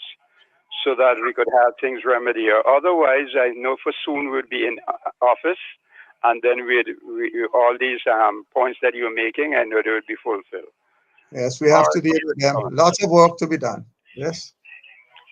All right. Thank you. Thank you. Thank you. Yeah, that Dumbarton well, when it was dug many years ago, it was an artesian well. I don't think it is the same now because the conditions have changed grossly. Yeah. All right. We have another call coming in. Caller, welcome to the program. Hello. Hey, good day, Colin. Good day, Mr. Cummings. Good afternoon. Welcome. Hello. Yes, we're hearing you loud and clear. You're hearing me? Yes, yes. I'm traveling, so that's now, before I would just like to make a few comments on water, mainly about in the Grenadines. But before I do that, Speaking as a man who knows the Grenadines well. Yeah, right. I would like to say something about a caller a while ago inquired as to whether or not the water is tested periodically to make sure of its safety and all of that. Good, very good question. But the thing is, what we would advise persons in the Grenadines are already accustomed to whatever bacterial load is in the water, because we know that the water is not the safest of waters, right? Particularly during the dry season and very, very early in the rainy season. But we would advise visitors to the island to walk with their own water for drinking. But the Grenadines people, because over the years, their own internal system has built up the resistance to whatever bacterial load is in the water, except it is overwhelmed, I really don't think it will pose a threat to them. All right, now, what I want to say substantially is that Mr. Cummings has already addressed the issue of how the water system in the Grenadines can be fixed. There's no question about it. So I'm not going to go over any of those. What I want to touch on, however, what currently, some of the things that currently exist, and I see them as injustice. Yeah. What has to do with the fact that a person who's building a house in the Grenadines first has to invest in an expensive tank. In a number of cases, that can be 2 houses if you're building on mainland. The other thing is that Grenadines people, although there is this extra, that extra spending that they have to make for the construction of tanks, we see that the government still went ahead and enforced a solid waste fee on the people of the Grenadines. I think it could have been a goodwill gesture on the part of the government to ease the people in the Grenadines of that burden of having to pay a cost for solid waste, based on the fact that it is that same entity that supplies water for people on the mainland. The other thing is this. We also have to invest in the Grenadines in pumps. And therefore, our electricity bill immediately is being impacted by the fact that every time we turn on our taps, we are using electricity. And I really do think some consideration should be given for people in the Grenadines who have, these are expenses that mainland people don't ever have to dream about. And I really do think that something should be done in the interim before we get that foolproof water system up. I really do think that something should be done to assist those persons in the Grenadines. I don't know how Mr. Cummings feel about that. I totally concur. You see, again, who feels it knows it. Life in the Grenadines is so different from most of mainland St. Vincent, and these are the little things that really matter to people. Simple reality. Already the water supply is so scarce, and even to get a little bit in the upstairs of your house, you have to pay electricity to pump it. And electricity in the Grenadines is quite expensive because, the numbers and all of that make it very difficult. The time has long passed when we should have been looking at alternative forms of energy, renewable energy in the Grenadines, which is mandatory. We have missed the boat in so many ways, but now is the time more than ever to deal with all of these issues. You can't separate energy supply, especially renewable energy, from the delivery of safe water to the people of the Grenadines. How worse can things get if we don't put these systems, these plans in place? Because obviously, thanks to global warming, things are seemingly getting more extreme every year. Colin, let me use the island of Canawan. I've been in discussion with my friend and colleague Terence when it comes to the vexing issue of public water supply. As we know, the company that runs the major hotel on Canawan has a desalination plant, and they sell water to the people of Canawan who can collect it. There are a number of people on Canawan who don't have access to this source of water. And so just as you do it in Union and Myro, some water comes from St. Vincent by the boat and it has to reach these people. That becomes particularly tricky on the island of Canawan. But there is no reason why it should be like that. There should have been a public supply through a desalination plant, and or the government should work out an arrangement with the developers to have a quota of their production for the use of the locals on Canawan. After all, it's in the interest of the developers to make sure that the people of Canawan can have a safe supply of water. And I am certain that an arrangement can be worked out between the government and the developers to make that water available to all of the residents of Canawan, because it's no fun when you're on an island like that and you can't get a reliable, safe supply of water. It is the intricacies involved in water supply. Of course, a place like Myro, Colin, you know how beautiful it is, but it's overrun with garbage, and now in the dry season, oh God heavens, life is horrible. All right, I think we have a caller on hold. Caller, you there with us still? Yes, I'm here. Good morning, Colin. Good morning, Mr. Cummings. I'm Welcome. calling from Canawan. You're calling from Canawan. Glad to have you. You see how the spirit moves. Good morning. Good day. Yeah.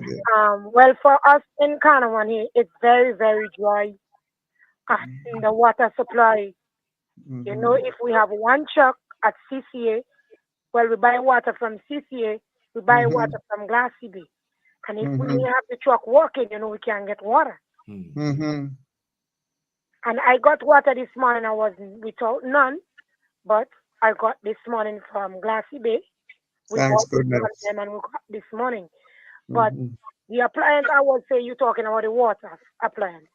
They need to get something done for the Grenadines people. Because if was not CCA, we wouldn't be having water. And if it was not for standards, we would not be having water. And Canawan is very, very dry right now. Yes.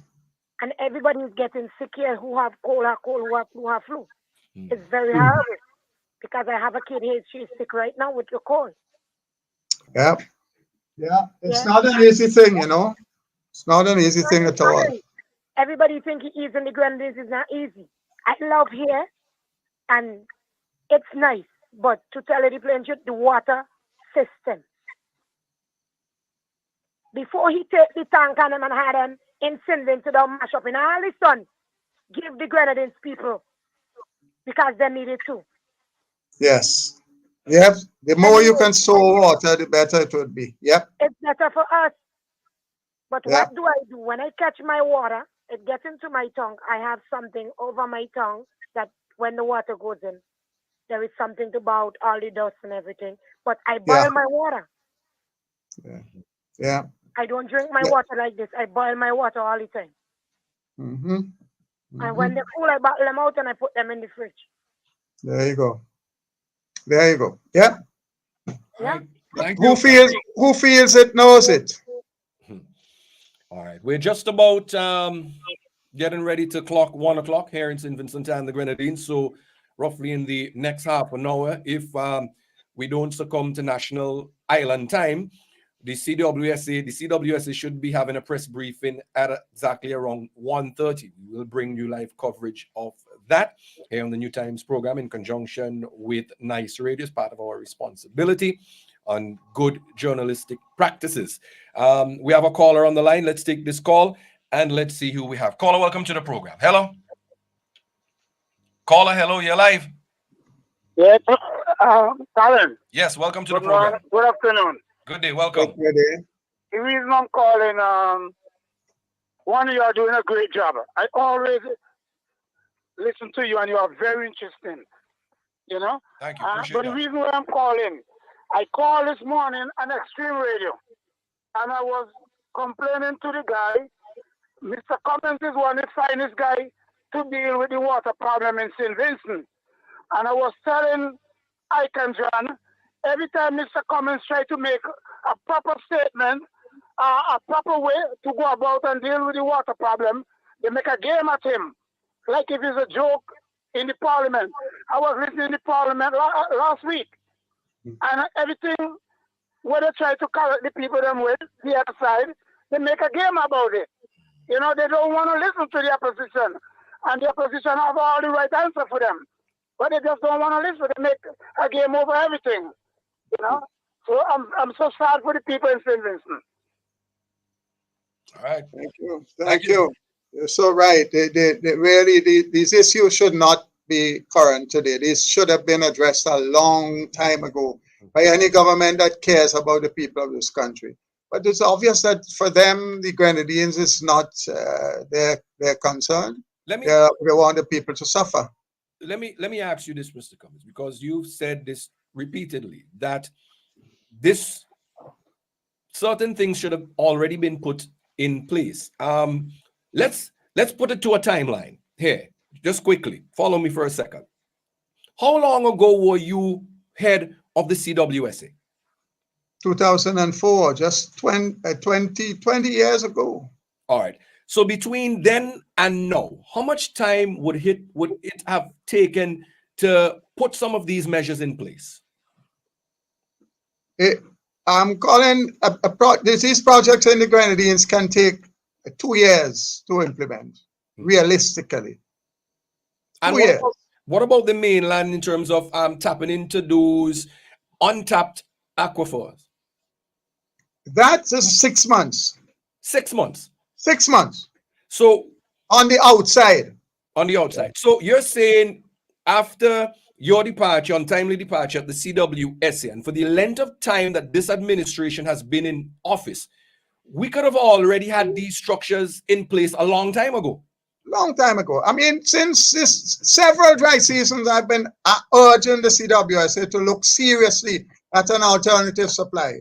Every time the dry season, I keep reminding them how easy it is and what the obvious solution is. You don't need rocket science to appreciate how important that is. And it's not happening. Let me ask another uneducated question here. I'm just making fun of it. But whose responsibility would it be, the CWSA or by extension the government, to ensure that some of these things were financed? Colin, the CWSA is the government. The board is controlled by the government. It is a statutory body.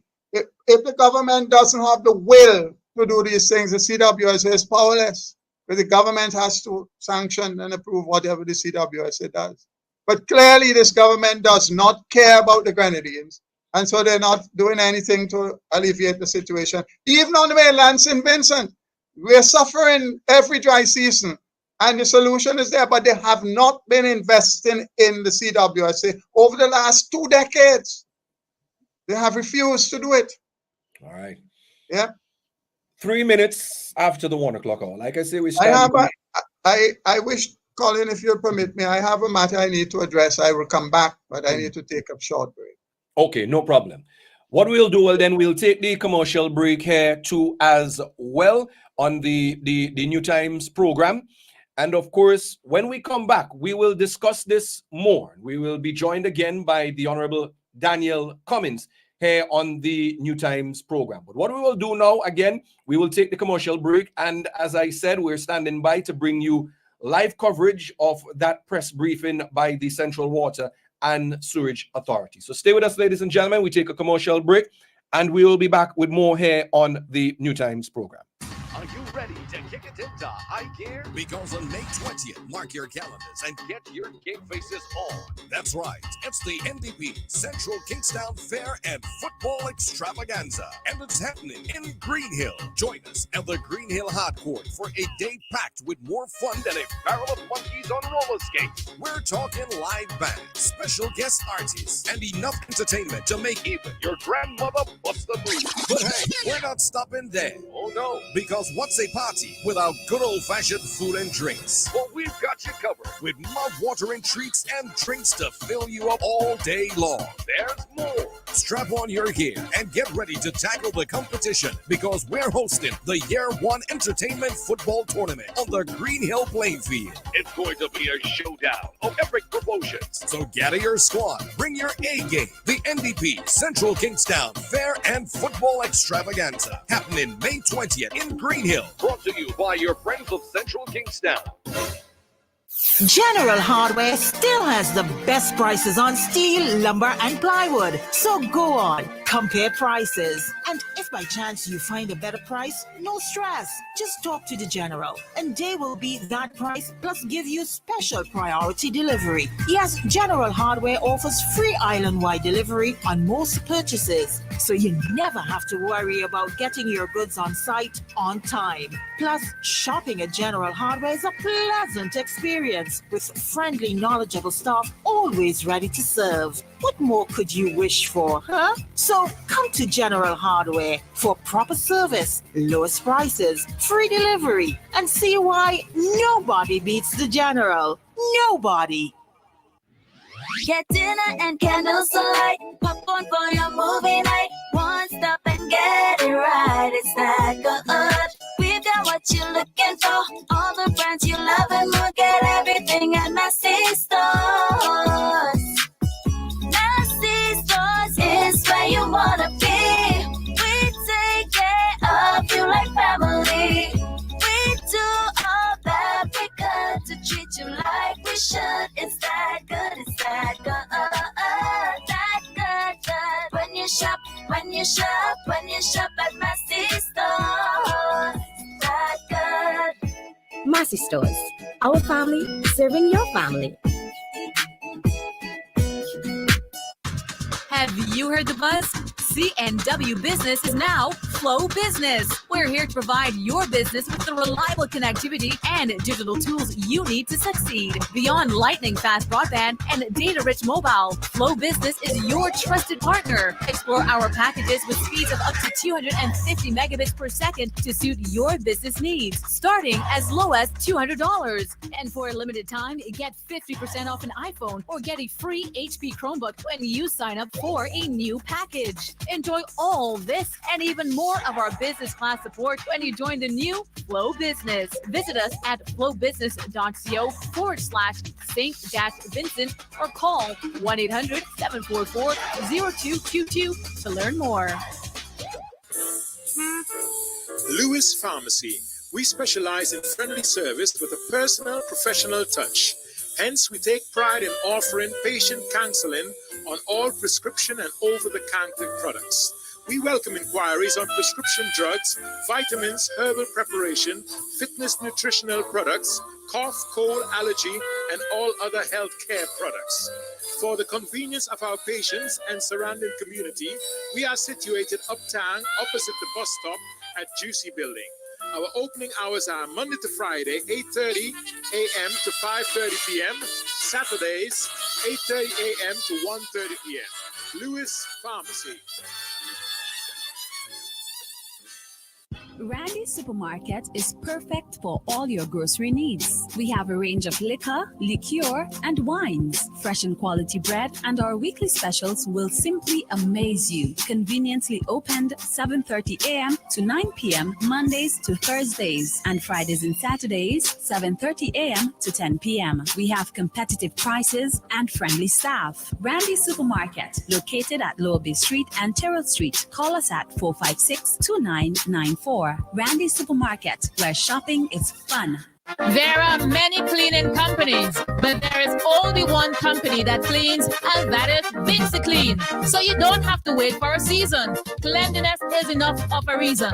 Just finish building your dream home and wish to move in? Then Vinci Clean is for you. Do you have oil mark where that car is parked? New tiles just laid and want to remove tile grout, cement or paint? Vinci Clean is for you. Shampooing of chair sets, mattress, carpet, house cleaning. Vinci Clean is for you. So whatever cleaning you need and for the best prices and quality on the market, telephone 431-1360, 457-1649. Vinci Clean, Vinci Clean, Vinci Clean, the best in service.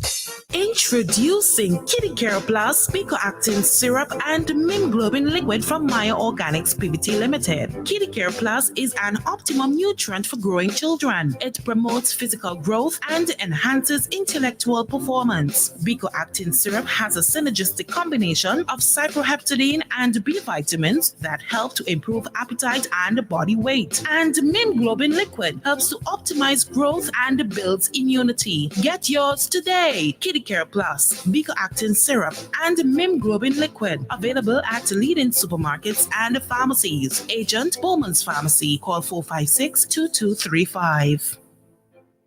Get value for your money. Shop at Richardson Motors. Shop at Richardson Motors Limited and enjoy 3 services in one. Pop into our convenience store for a wide array of snacks, drinks, and toiletries. Visit our mechanic shop for specialized treatment for your brakes, exhaust systems, and wheel alignment at our garage. But there's more. When you shop at Richardson Motors, get a free oil change service, clean, high-quality fuel, or shop from a wide range of automotive parts and accessories. We are conveniently located along the Arnesville Main Road. Drive on up. Reliability, convenience, and variety. Richardson Motors is your #1 stop. A Spoonie USA production proudly presents Tribute to Mothers, a soiree of profound gratitude and admiration. Join us at the illustrious St. Gabriel's Church Hall, nestled in the heart of Brooklyn, New York, as we celebrate the epitome of love and sacrifice. Our distinguished keynote speaker, Miss Karen Hines, founder and CEO of Workplace Success Group LLC, will grace us with her wisdom and insight. But that's not all. Prepare to be captivated by the brilliance of Dr. Coco Spring with an exclusive book signing that promises to enrich your mind and soul. Serenading us through the evening will be Easy Sound. Reserve your tickets now by calling or texting 917-519-2306 or 516-808-2445. Donation a mere $70, a small token for an unforgettable experience that transcends time and space. Join us on Saturday, June 1st from 5 p.m. to 10 p.m. at St. Gabriel's Church Hall, 331 Hawthorne Street, Brooklyn, New York, 11226, between Nostrand and New York Avenue.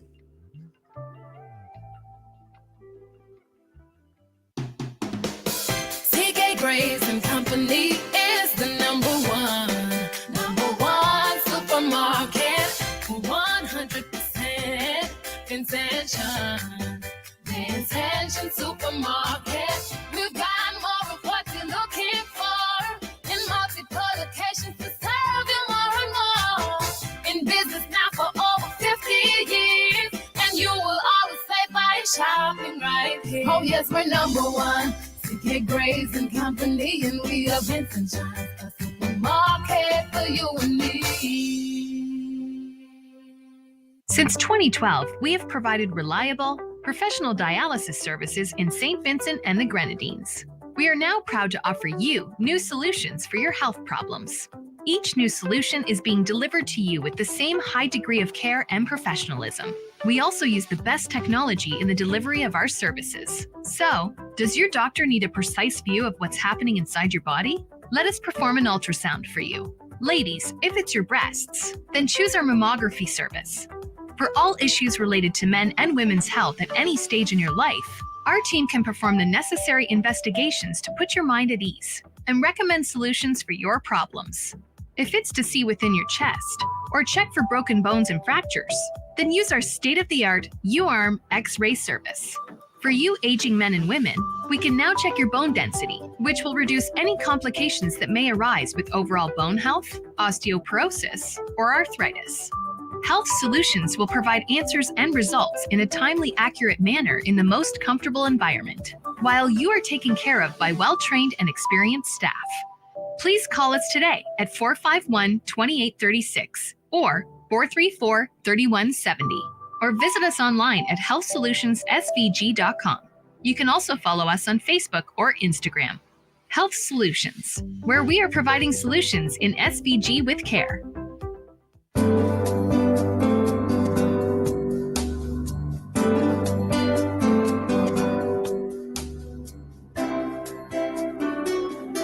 We would like to say that Captain Bligh XO aged rum is the best rum in the world.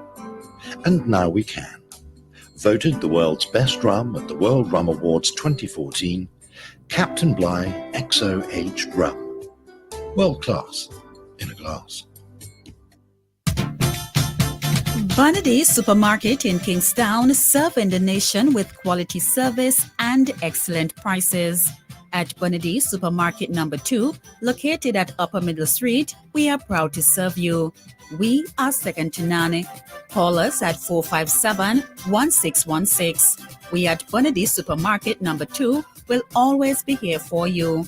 Bonady Supermarket, serving the nation with quality service and excellent prices. Are you ready to kick it into high gear? Because on May 20th, mark your calendars and get your gig faces on. That's right, it's the NDP Central Kingstown Fair and Football Extravaganza, and it's happening in Green Hill. Join us at the Green Hill Hard Court for a day packed with more fun than a barrel of monkeys on roller skates. We're talking live band, special guest artists, and enough entertainment to make even your grandmother bust the move. But hey, we're not stopping there. Oh no, because what's a party without good old-fashioned food and drinks? Well, we've got you covered with mouth-watering treats and drinks to fill you up all day long. There's more. Strap on your gear and get ready to tackle the competition, because we're hosting the Year 1 Entertainment Football Tournament on the Green Hill playing field. It's going to be a showdown of epic promotions. So gather your squad, bring your A-game. The NDP Central Kingstown Fair and Football Extravaganza, happening May 20th in Green Hill. Brought to you by your friends of Central Kingstown.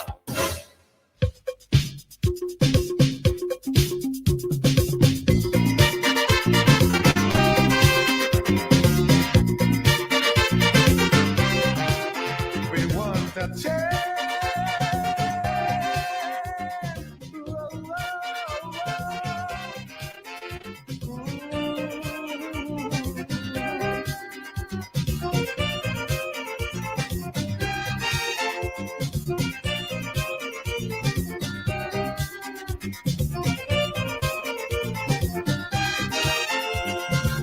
I want to come home and live again, but I hear the country's so hard. I'm so hurt I can't stand the pain. Cause how I bust and I brag. All right, welcome back, ladies and gentlemen, to the New Times program. We're now looking at 17 minutes after the 1 o'clock hour here in St. Vincent and the Grenadines. And we're standing by for that live press briefing from the Central Water and Sewage Authority, ladies and gentlemen. Of course, we are into the dry season, and it is already predicted that this is going to be maybe one of the severest dry season that we've seen in a long time. Record number high temperatures as well as heat waves. So obviously, we've already seen the CWSA doing their water rationing, where they have sent out notice, where they have been cutting off the water supply in various times in various parts of this country. Many of us are quite aware of that, as we may have been on the receiving end of no water in our pipes for some time. So that is the result of that. We await to hear what the press briefing of the Central Water and Sewerage Authority and what the head of the CWSA has to say. We can assume that what would be said today is the ongoing program of water rationing and so. But on the program today, we've been hearing from the Honorable Daniel Cummings, who've been speaking extensively on this issue. He has, of course, years of experience being at the head of the Central Water and Sewerage Authority, have an extensive background and education and qualification in engineering and so much more. And you've been hearing him speak here on the New Times program today. We will continue to hear from the Honorable Daniel Cummings. Hopefully, we would hear his comments after the press briefing from the CWSA today, but we're standing by. That press briefing from the CWSA should be starting at about 1:30 local time here in St. Vincent and the Grenadines. So we're standing by for that. And of course, the phone lines are open. You can call and you can interact with us. The Honorable Daniel Cummings just stepped away momentarily, said he had a very important and pressing matter to deal with, and he would rejoin us here on the New Times program.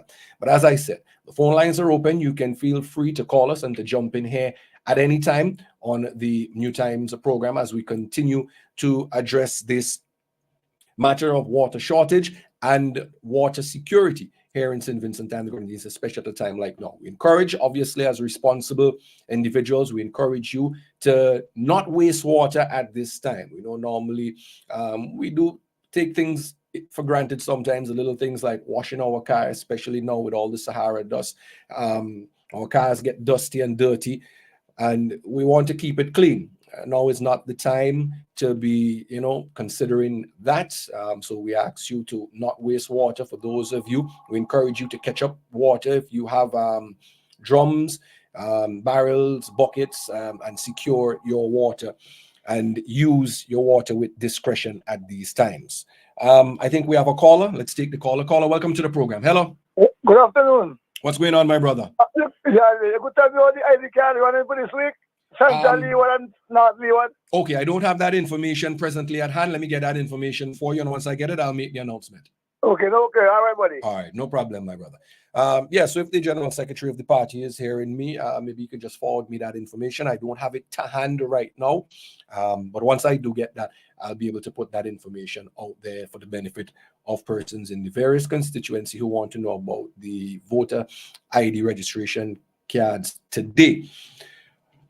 21 minutes after the 1 o'clock hour. Like I said, just bear with us, ladies and gentlemen. We're standing by to bring you live coverage of the CWSA's press briefing here on the program today. All right, let's take another call. Let's see who we have. I think we have a caller here on the line. Let's see who we have. Caller, welcome to the program. Hello. Good afternoon, my brother Colin. What's going on, man? Welcome.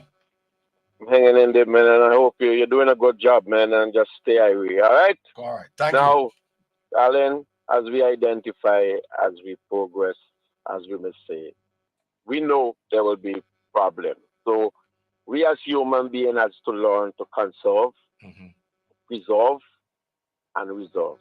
Correct. Now, we see it in nature, because if you're a good follower of nature, we will see it. Because as more supplies and demands comes in certain system, it will be a need for us to increase. It's in the wild. Now, I always wonder why in St. Vincent and the Grenadines that we cannot look for ways and means of trying to make the water stay longer on the land. We have water in the north, but for some reason, it is ending up in the sea. Too fast. So we have rapids. I would say that we create rapids. So we have to try to move away from the rapids. And I always say, we're not like those big modern countries that could make those big dams. But we could create a thing that I always look at as deep holes.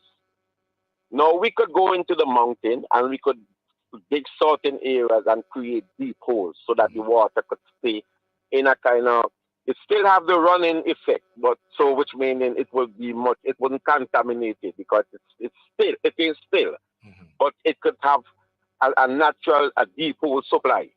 Now we could take that water find ways and means of engineering it, send it back up the mountain top so that it could come down again, and then before it reaches the sea. That way you will be able to help the farmers. You could send higher up in our mountain, because it's made I'm creating an apex situation here, in which you once you go back up into the mountains, you can create a kind of area in which you can actually use the bottom of the apex and spring it off into different communities, and the communities that need water most because of the situation and the way it is located. Now, I don't see, we are building bigger buildings in St. Vincent and the Grenadines now. Why can't we build on top of those buildings areas in which they can store water? You see, Colin, if a little fire happens in St. Vincent and the Grenadines, those buildings don't even have at least 10 gallons, let's say 100-gallon supply of water to actually put out a little fire before the fire department actually gets on the scene. We gotta think about those ways. Correct. So that we could actually out fires before we actually get the fire department there. We don't do that. We build buildings like if nothing can happen.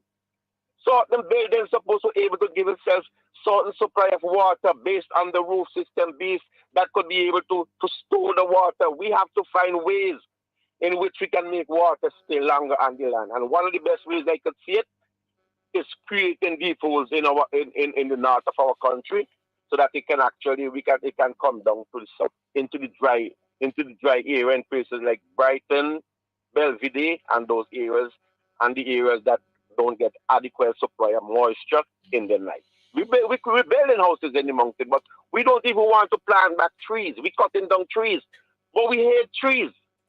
We love more concrete than trees. A man will build a house in St. Vincent and the Grenadines, and he will build it from end to end. Not even space for a tree to even give him a cool breeze.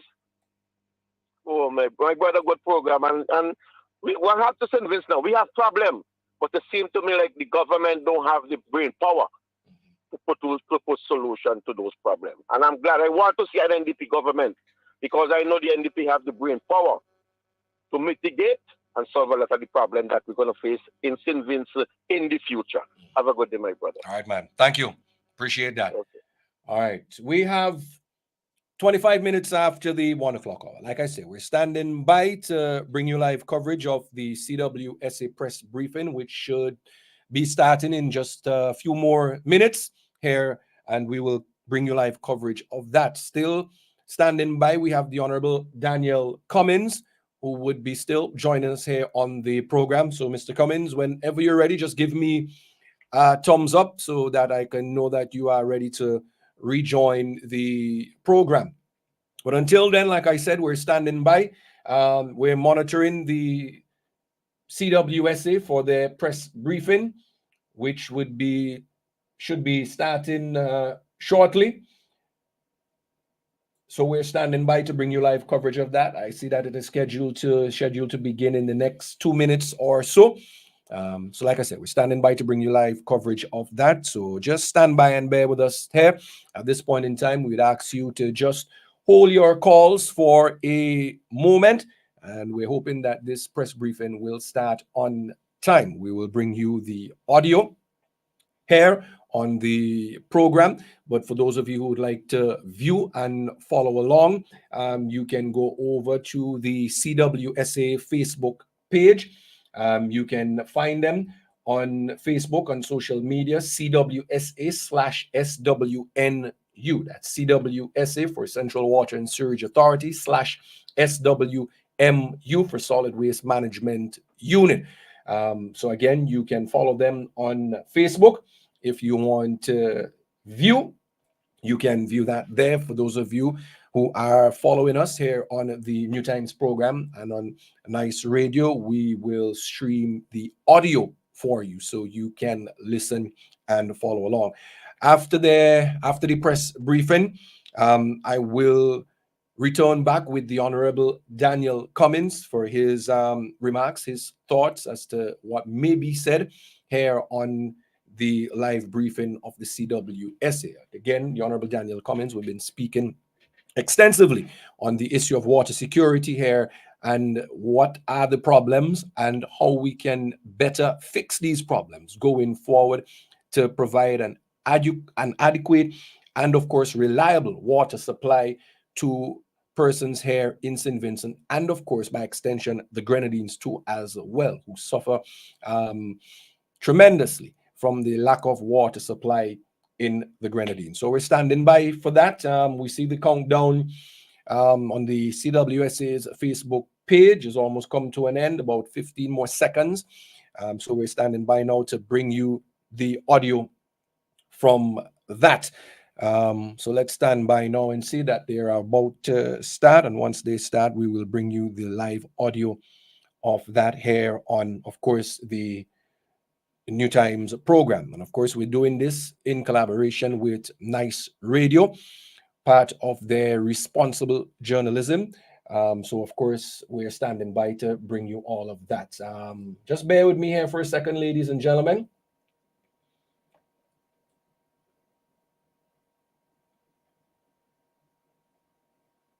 All right, so we're still on hold with that, but soon as we get that live feed, we will bring that to you live here on the program. They're not quite ready to start as yet. Hold on, let me see.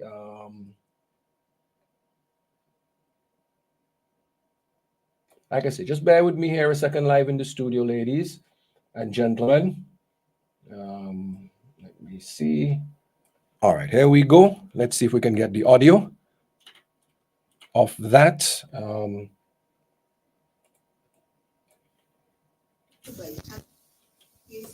As a result of the reduction in extension of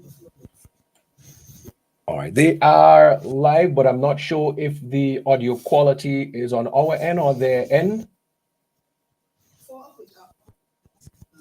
But that is the audio quality that we're receiving from the Facebook page of the CWSA media briefing. The Delaware water source supplies communities from Bookament to Caliaport. Majorca supplies just about 35 communities from Mount Pleasant Medford to Maurice Village. The Montreal system supplies approximately 53 communities from Richland Park to Diamond Estates and to parts of Diamond Village on the windward side of the island. And the Mammon system supplies Green Hill and Lava High communities. As a result of the dry conditions, the CWSA started a water rationing schedule from the 2nd of April for communities being supplied from the Montreal water source. This resulted in 25 communities initially being without water from 8 p.m. to 5 a.m. on the following day. This rationing schedule then increased to 10 a.m. to 2 p.m. daily, which provides a window for persons so affected to receive water. Rationing from the Delaware source commenced April 12th.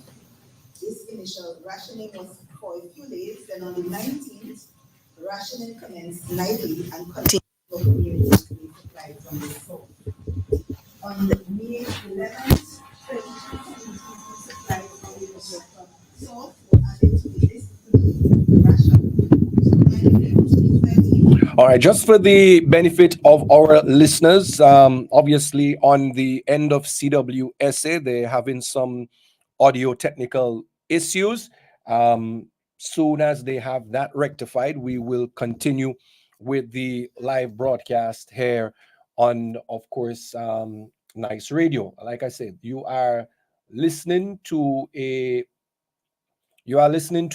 live press briefing by the CWSA on the current state of the drought that we are experiencing in this country. Again, let's just apologize to our listeners that the poor audio quality is not as a result of our end here, but from the actual broadcast feed from the CWSA.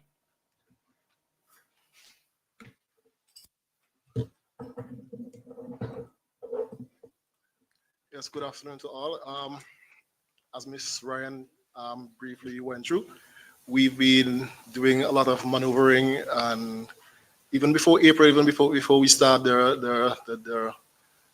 disruptions, we've been doing a lot of maneuvering, using other systems to support others. Our Jennings system, which normally feeds the Southeast Coast that has been doing a lot of work to assist Montreal. But it has come to a point now where most of our stores are critically low, where the usual maneuvers are the maneuvers that we have in place to assist one another and try to keep water a 24/7 supply to our customer. It's a bit too severe now, and we are unable to. Hence, the ration has been expanded. As of this morning, we've had to use Jennings to supply Calicut and support the Dalloway system because of the severity of the river flows in that system. As Ms. Ryan said, currently we've extended our disruption notices to nighttime and daytime, expanded to basically throughout that entire region fed by Dalloway. That's in combination with what we've been doing for the last maybe 3 weeks on the Montreal system. So it's quite a few communities that are affected, and we are working arduously to do all that we can to use all the resources available to us. But unfortunately, we are in this position where it is very difficult, and we have to be disrupting our customers quite often. Thank you, Marco. Mr. Paul, would you like to come in now and address this? Well, first of all, let me say good afternoon to the listening public, and thank you for being here, media. I want to say that, what we are facing, this phenomenon, is not just unique to St. Vincent. We've been having this across the Caribbean, and particularly in our part of the region, the Eastern Caribbean, Grenada, St. Lucia. We are having similar challenges and have to implement strict measures for water conservation.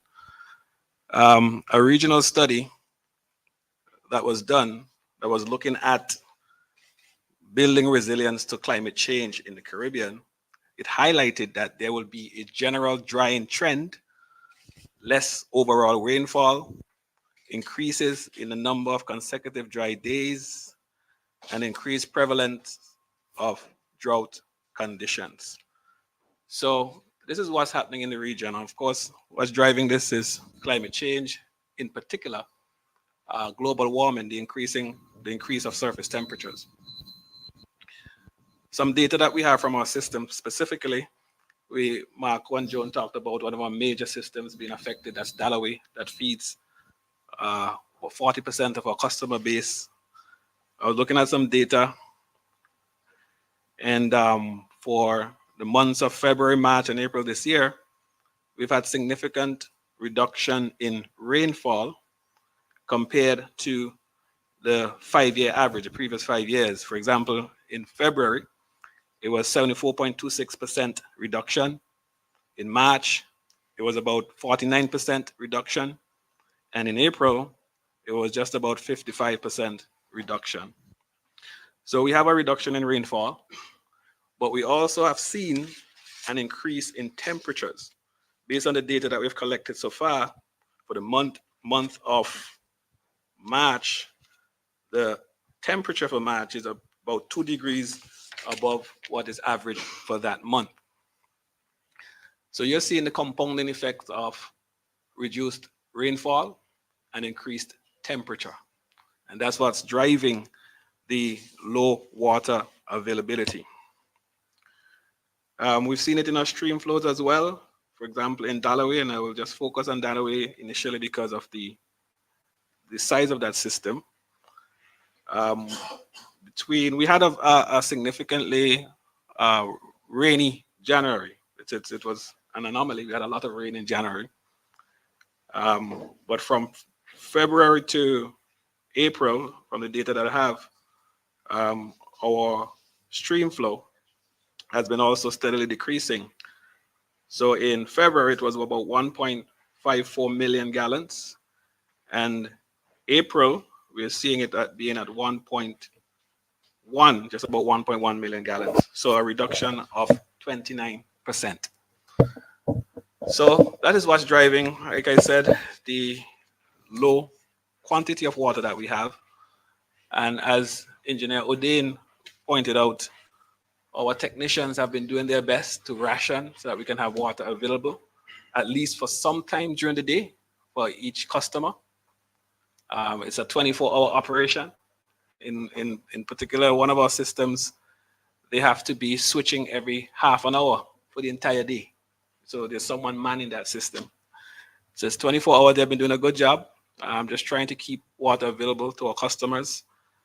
But it's not an effort that we can do by ourselves. To get through this, we'll need everyone's cooperation and understanding, and also change in practices. I got some data just today that our consumption has not changed significantly, even though we are in the dry season and even with rationing. Before we started to ration, because we started rationing in around April 2nd, we're seeing for March, the average consumption being just about 2.5 million gallons. Saturday, when we looked at the consumption for Saturday, that's Saturday gone, May 11th, the consumption was 2.2 million gallons. So, and that's in the height of the rationing twice per day.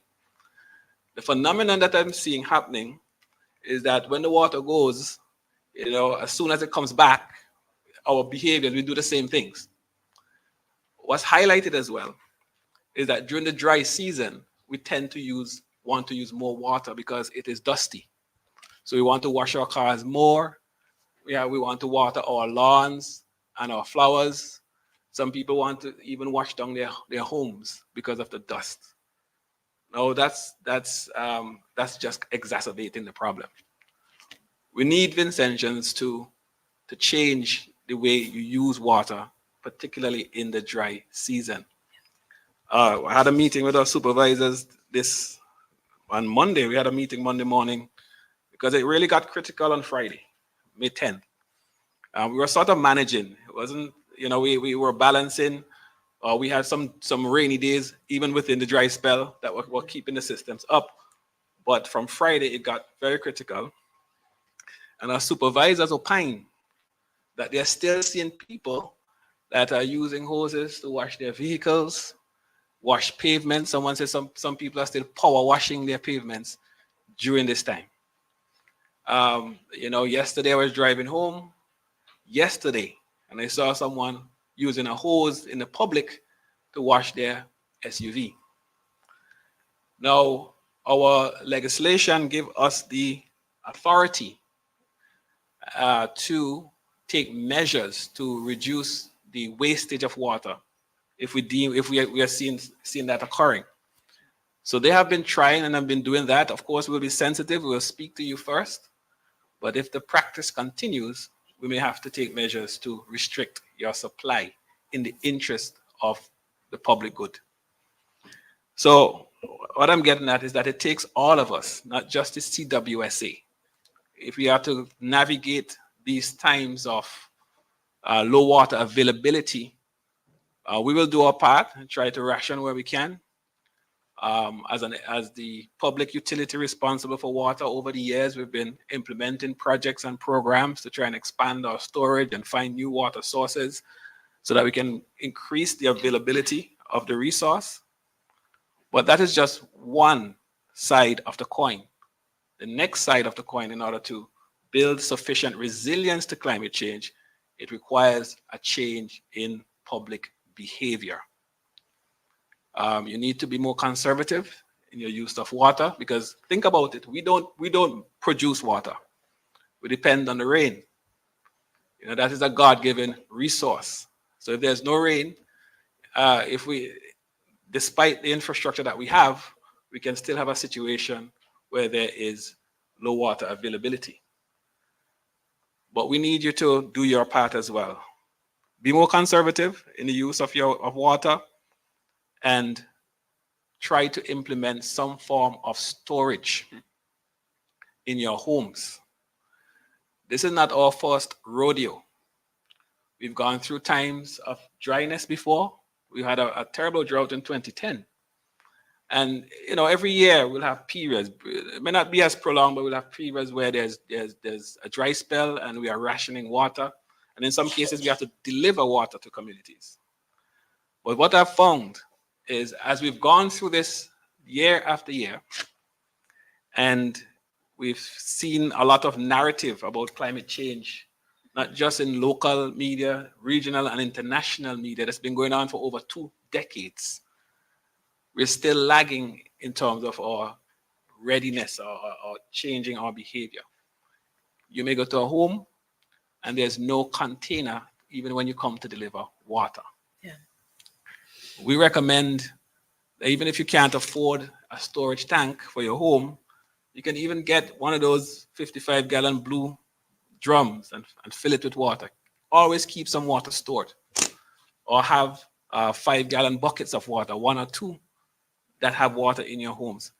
Because you may have service line disruptions. It may not be the dry spell. It could be that we are repairing a part of our system. It could be a spontaneous line break. I mean, I was looking at our network. We have over 400 miles of pipeline. If you want to put that in perspective, if you were to line them up together, line them up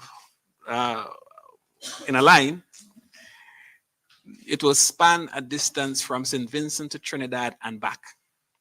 And you're talking about pipe sizes from 12 inches all the way down to ½ inch. And they are all, just throughout our country. So at any point in time, you could have land slippage. You can even have lines because of their age. There's a burst in the pipe, or even the soil constriction. A soil may contract during the dry season and expand during the wet season, and then you will have breakage even from that. So the point that I'm making is have some form of storage capacity in your homes so that when there is a supply disruption, that at least you can function for 1 or 2 days. I think I will want to stop there for now. I don't know if... We can open the floor. I know that we are live, but persons who are here, if there are any questions that you would like for us to answer, we can respond to those at this time. Hello, Kenton Chancellor, Evidence News and the Caribbean Media Corporation. Can you tell us what is the forecast as far as this dry spell is concerned, and when, I don't know, but I presume that you will be in communication with the Met Office. Right. And even CARICOF. Yes. When this is likely to pass. Yes. From the latest CARICOF report that covers April, May, and June, the forecast is that for our region, and of course this is just a forecast, that it's expected to have higher to normal rainfall, but also higher than normal temperatures. And it is saying that within that period, you may have dry days, but there's no indication as to when those dry days would be. That they expect that there will be some dry days within that. But the overall CARICOF, and that's Caribbean Climate Outlook Forum, for our country, our island, is that it would be more than likely higher than normal rainfall, but also higher than normal temperatures with some dry days in between. That's as close as they can get. Are the rains expected to return at the normal time or earlier, later? Because essentially what I'm trying to get is when does the CWSA forecast anticipate that we pass this phase where we have to be doing this extensive sort of rationing? Right. Well, you said when do we anticipate? We can tell you when we are hoping that we could, even within the next 2 weeks, we can have some rains. But there's no guarantee that the traditional dry season will start right on time. That's June 1st.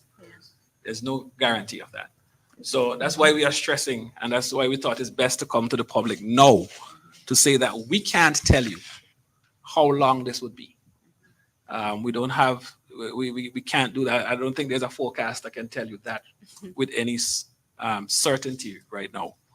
So we are saying that we are preparing for the worst. We're hoping for the best, but we're preparing for the worst. That's why we want to elevate this to a level of this is a significant challenge that we are facing. And we want the public to know what we are doing to try and alleviate the problem in terms of rationing. And we want you to also know what you can do in terms of helping, playing your part in alleviating this challenging situation. You spoke about the long-term outlook and the likely impact of climate change. You spoke about sufficient resilience and also change in the public behavior in terms of conservation. But is the CWC considering any additional forms or sources of water extraction? For instance, we're still largely dependent on surface water. Yes. I happen to know that there is a very large CWC water source underground, pretty close to where I live. Is this something that the CWC would be considering going forward? You're living in the Vermont Valley, right? In South Leeward, yes. South Leeward, yes. Yeah, Vermont. Okay, well, Marco is here, and he will just add some texture to what I'm saying. But yes, we are considering other sources of groundwater, freshwater availability, freshwater. Right now, for example, under the V project, that's a volcano eruption emergency project, that's a World Bank funded project, we are looking to construct our first solar powered groundwater extraction system at Overland. And that is to cater for the communities of Overland and Sandy Bay.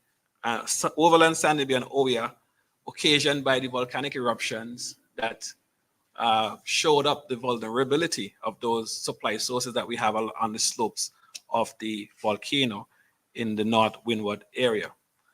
But we are looking to do groundwater exploration in the Marico Valley and in Vermont Valley. So we can do the same thing, put in our groundwater well extraction system to augment the Dalloway supply system and the Montreal supply system. Marco can give you a little bit on how that would go. What's the progress with that?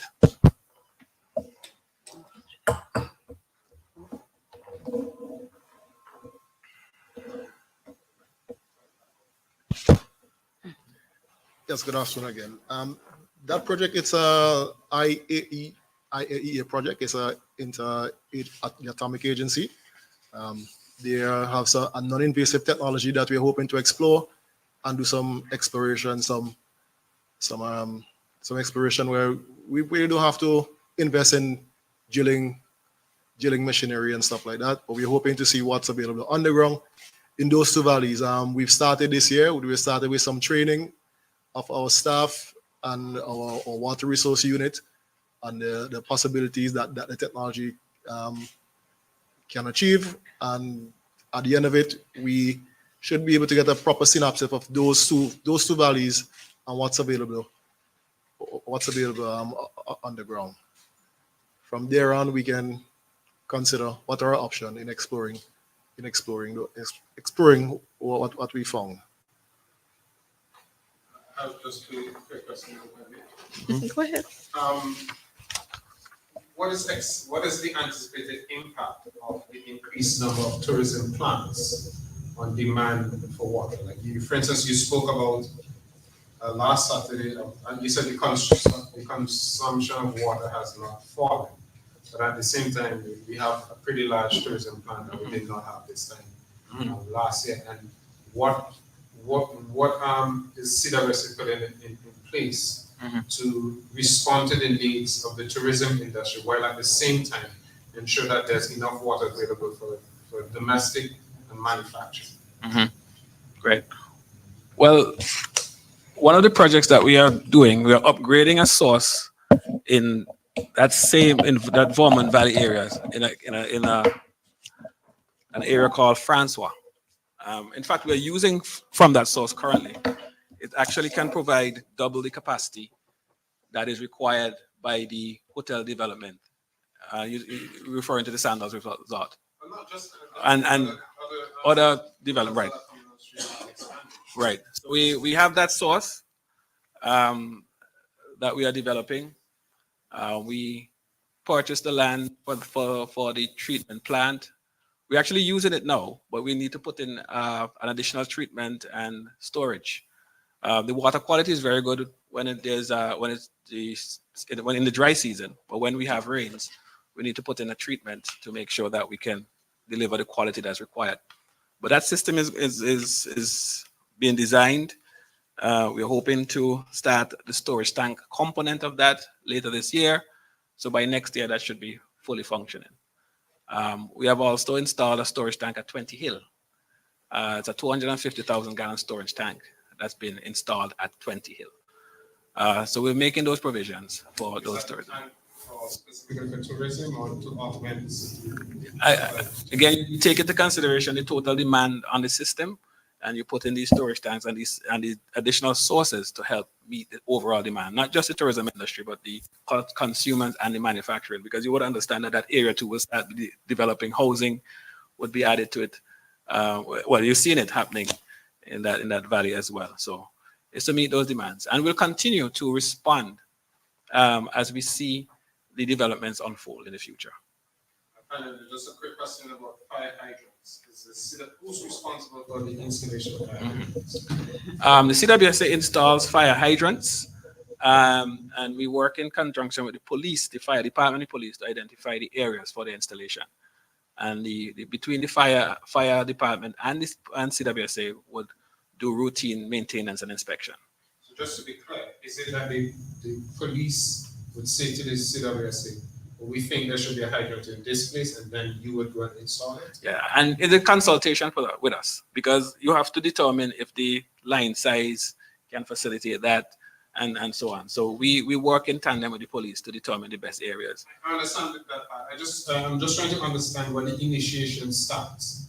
Is it that the fire department comes and says, well, we would like a fire hydrant in such and such an area, and then you advise on the practicality of it? Right. Is that correct? I think that is how that's how it goes. Yeah.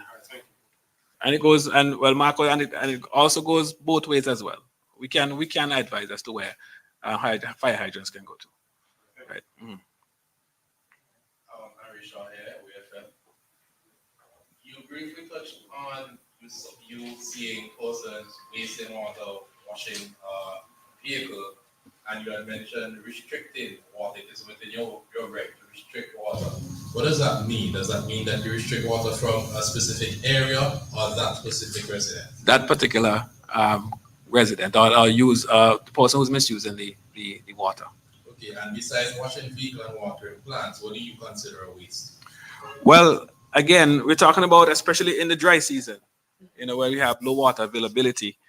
Plants, people power washing their pavements, washing down their homes, filling of swimming pools and ponds. Those things will be considered to be excessive waste around this time. And so our supervisors would, as they go about, and if they see these practices, or even members of the public, if they see those practices, they can report them to the CWSA, and we will investigate, and we will take the necessary measures. And especially during this time when we have low water availability. Of course, our first step is to speak to the individual and to encourage compliance. And if necessary, we'll have to take the measures to restrict water wastage. And you had mentioned that you're hoping we receive rainfall within the next 2 weeks, and it might take us out of this problem that we're in now. But how long would it take us to return to normalcy in terms of CWSA having the appropriate storage and the regular usage for essentials?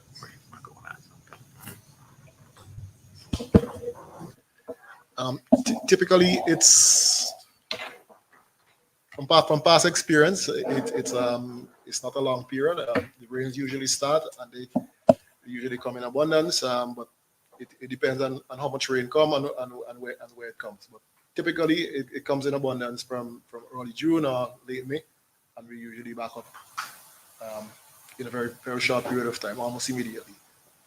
But it depends on the rainfall pattern. But typically, that's been the case. Mm-hmm. Any specific recommendations on how to treat water at this time? Because persons may recognize the color of the water changing when it comes back. Some children or the vulnerable may be experiencing issues with their stomachs when they drink the water at this time. So is there any particular measures that need to be observed when caring or treating the water? Yes, unfortunately, closing and opening of valve creates a lot of, it's mostly the scouring that creates the issue.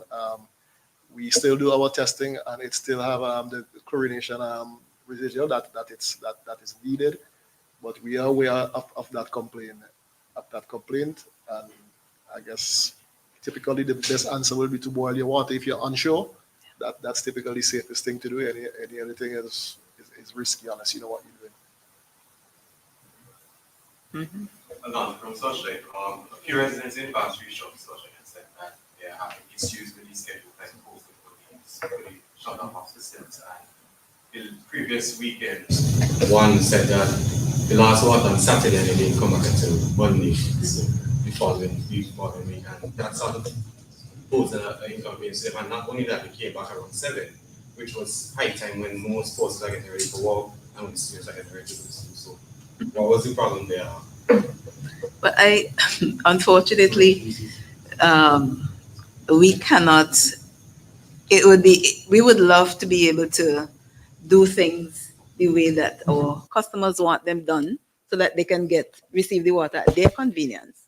But it's not going to be possible, not within this kind of critical condition that we are going through. So what the technical section have devised is really the best case scenario to ensure that we receive water within a reasonable period of time. At this time, we are asking persons in high elevation, to higher elevation, I should say, to report to us immediately. If we say, for example, that your water would be returned to you 5 a.m. the following day, if by 6 there is no water, let us know, so that we can put systems in place to ensure that you receive some water. But we are trying. It is, you have to see the river. You have to see what we are dealing with to understand the severity of the issue. So call us and let us know where you are and when was the last time you actually received water, so that we can see how we can ensure that you receive some water within a reasonable time. And at one point, did CLBC become aware of the severity of these residents? Marco?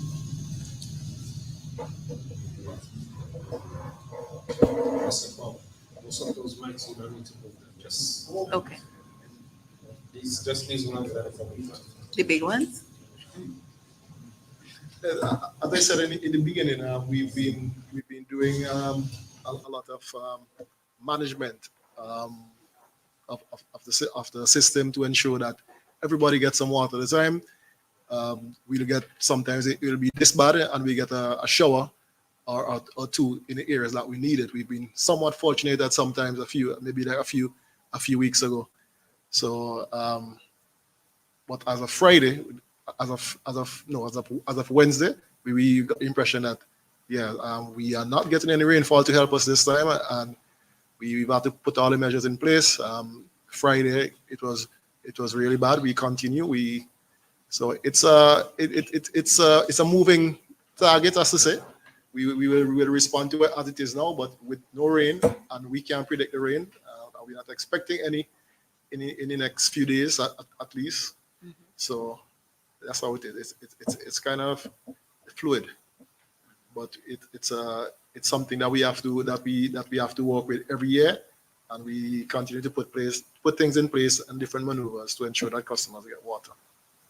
Right, I understand that we can't predict when we'll get rainfall, but like looking at data, can't you predict what might happen? Because this is in accordance to recent, I think it was last week when they said September, there was a huge reduction in rainfall, and the data given me, SSG Met, said that in that month, 73.8 millimeters of rainfall. But in the past year, it was about 239.4 millimeters. So then if CWSA, is it a case where CWSA wasn't aware of this? If at that point, did the team not realize that maybe for the upcoming year that things should be put in place to conserve water? So the pattern tends to change. So in 1 year, as in that year, we could have a fairly dry spell at the end of the year, but the following few months, we are good. So it's difficult for us to predict and say, okay, because it started this way, it's gonna continue. So it's whether it's rain, we can't say, okay, yes, it started bad, and we have to be ready and prepared, but we can't predict that. Yes, it's definitely going to happen, but we always have to be ready.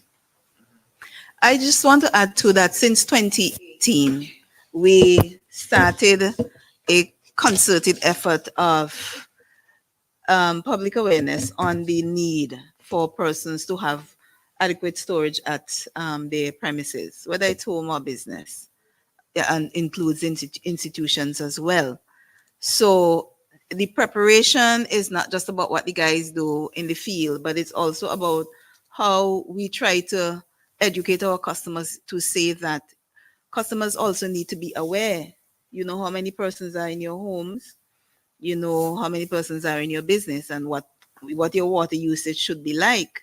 And so when there is an issue, the CWSA the CWSA gets the information to the public as soon as we recognize that there is an issue that the public needs to be aware of. And so what we have been experiencing over the years is really quite a few persons not complying, not wanting to, not having adequate storage at their homes. I guess it comes from a culture of always having water coming through the tap. So you're thinking it will not go at a certain point, you know? And as I was saying to my GM this morning, a whole environmental awareness is necessary for all of us in our country, not just what is happening at the Water Authority, but what is happening in our country weather-wise. You know, what is Karikoff saying? This is information that persons need to access on their own, so they get abreast of what can happen. I mean, it is said everywhere, climate change is real. Climate change is seeing a lot of different things that are happening in our country. When I was a little girl, the sea level was not where it is now. I remember going to the beach and you had to go all the way out, but that has changed. It is right here at our back door. Anything have changed, you know, and so we have to become more aware as people of what is happening around us and determine how we are going to respond to the changes that are taking place. And I think in this case, having that storage at home is important. And what Winsworth said earlier is also important. When we do go into communities to deliver water, when there is a shortage, for whatever reason, most persons do not have adequate containers for storage of water. So, you know, all of us have to recognize where our responsibilities lie, and we have to act accordingly. Yes, please. Speaking about responsibilities, I noticed that Pitini Carnival had posted a flyer for enforced water yesterday. I'm not sure where the water is coming from. But what is the CWS's role in this, given that we're going through such an extreme period of drought? Well, the question would be, where is Pitini Carnival getting their water from? Okay, so They need to tell us. You can inquire. They might go downstream and get some from the river. Mr. Coyne, I don't know if you have the data at hand, but can you give us an idea? I mean, you know, just so the public can understand when they're reading those stories. Like the capacity of your your systems, your storage systems, and the extent to which they're impacted. So for instance, if Dalloway has a capacity of such and such, how long do you have to shut it down to bring it back up? When I say shut it down, I mean lock off the supply to certain communities to bring it back to an area, or even like in terms of storage, how much water do you really have stored, and to how long it can really last to supply the various customers at minimum usage? Well, you know, entire system, we have a total storage capacity of just about 6 million gallons. Talk of all the storage, we have about 45 storage tanks across the country, and our total capacity is about 6 million gallons. Dalloway in particular is about total storage about 2 million, just over 2 million gallons. Generally, it will take probably a day to replenish the entire storage, Marco, based on the Based on current river flows. but based on the current river flow. Oh, okay. What is it taking us now? About 2. Yeah, the problem is that we are still supplying water, so it's not, we're not disrupting persons for long enough where we can actually get a decent recovery in any of our system. The tank has been slowly going on, and we'll disrupt and we'll recover, and we've been doing that in the last few weeks. Now, when we say it's critical, especially in the Dalloway system, it's and the Montreal system, it's critical because we cannot disrupt customers long enough to get a decent recovery of any of these systems. So we are when we say it's critical, is that we've been doing a lot of juggling, we've been doing a lot of early disruption, but now it is at a point where it's critical, where these tanks barely have water, and we are trying our best to ensure that customers are supplied at some point in the day, preferably mornings and evenings when people are home and trying to get and get themselves sorted. Mr. Cobb, is there any minimum guarantee that you can give to your customers at all? Like, we know things are rough, but let's say within a week we can guarantee that you will get water for at least 2 hours. Is there at all any minimum guarantee? Right. Well, again, Kenton, that's depending on the weather. I mean, based on the current circumstances. Well, prevailing circumstances. Right. Because what we're trying to do, we ration for several times in a period during the day, especially on the Dalloway system. We're doing 9 to 5 and 10 to 4. So during that period, we can guarantee you right now that you should get water. If it's a case where, as happening in other countries, it gets to the point where you cannot supply based on the fact that the reservoirs are so low, then you have to look into the possibility of trucking water to some communities. Let us be reminded too that the systems that are being affected, we have 12 water sources, but only those 4 mainly are being affected. Layou, Hermitage, those on the North Leeward and North Windward, they're still holding well, and they have excess capacity. So if there's a case where we have significant water stress on those systems, and for some reason a significant portion of the communities cannot be supplied, then we have to look at something like trucking water to residents. Are all the systems interconnected? There's some interconnectivity, but between systems, but not all.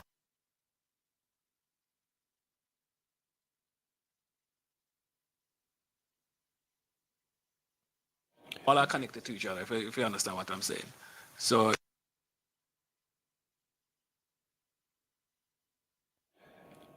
All right, ladies and gentlemen, 11 minutes after the 2 o'clock hour.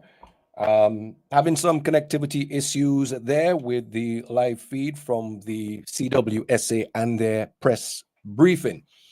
So what we're going to do at this time, ladies and gentlemen, I think we have had the gist of that press briefing today from the CWSA. We hope that the information was, of course, well received and valuable. Again, just want to echo just some of the sentiments from the CWSA of the importance of water conservation at this time. Would have loved to have the response from the Honorable Daniel Cummings, but he had a very urgent matter that he had to attend to, so therefore he had to step away from the program. But he has promised that he will make his comments on this press briefing by the CWSA, if anything, tomorrow. So that is where we're going to come to the end of the New Times program today. We want to thank you so very much for viewing and for tuning in and listening with us. For those of you who are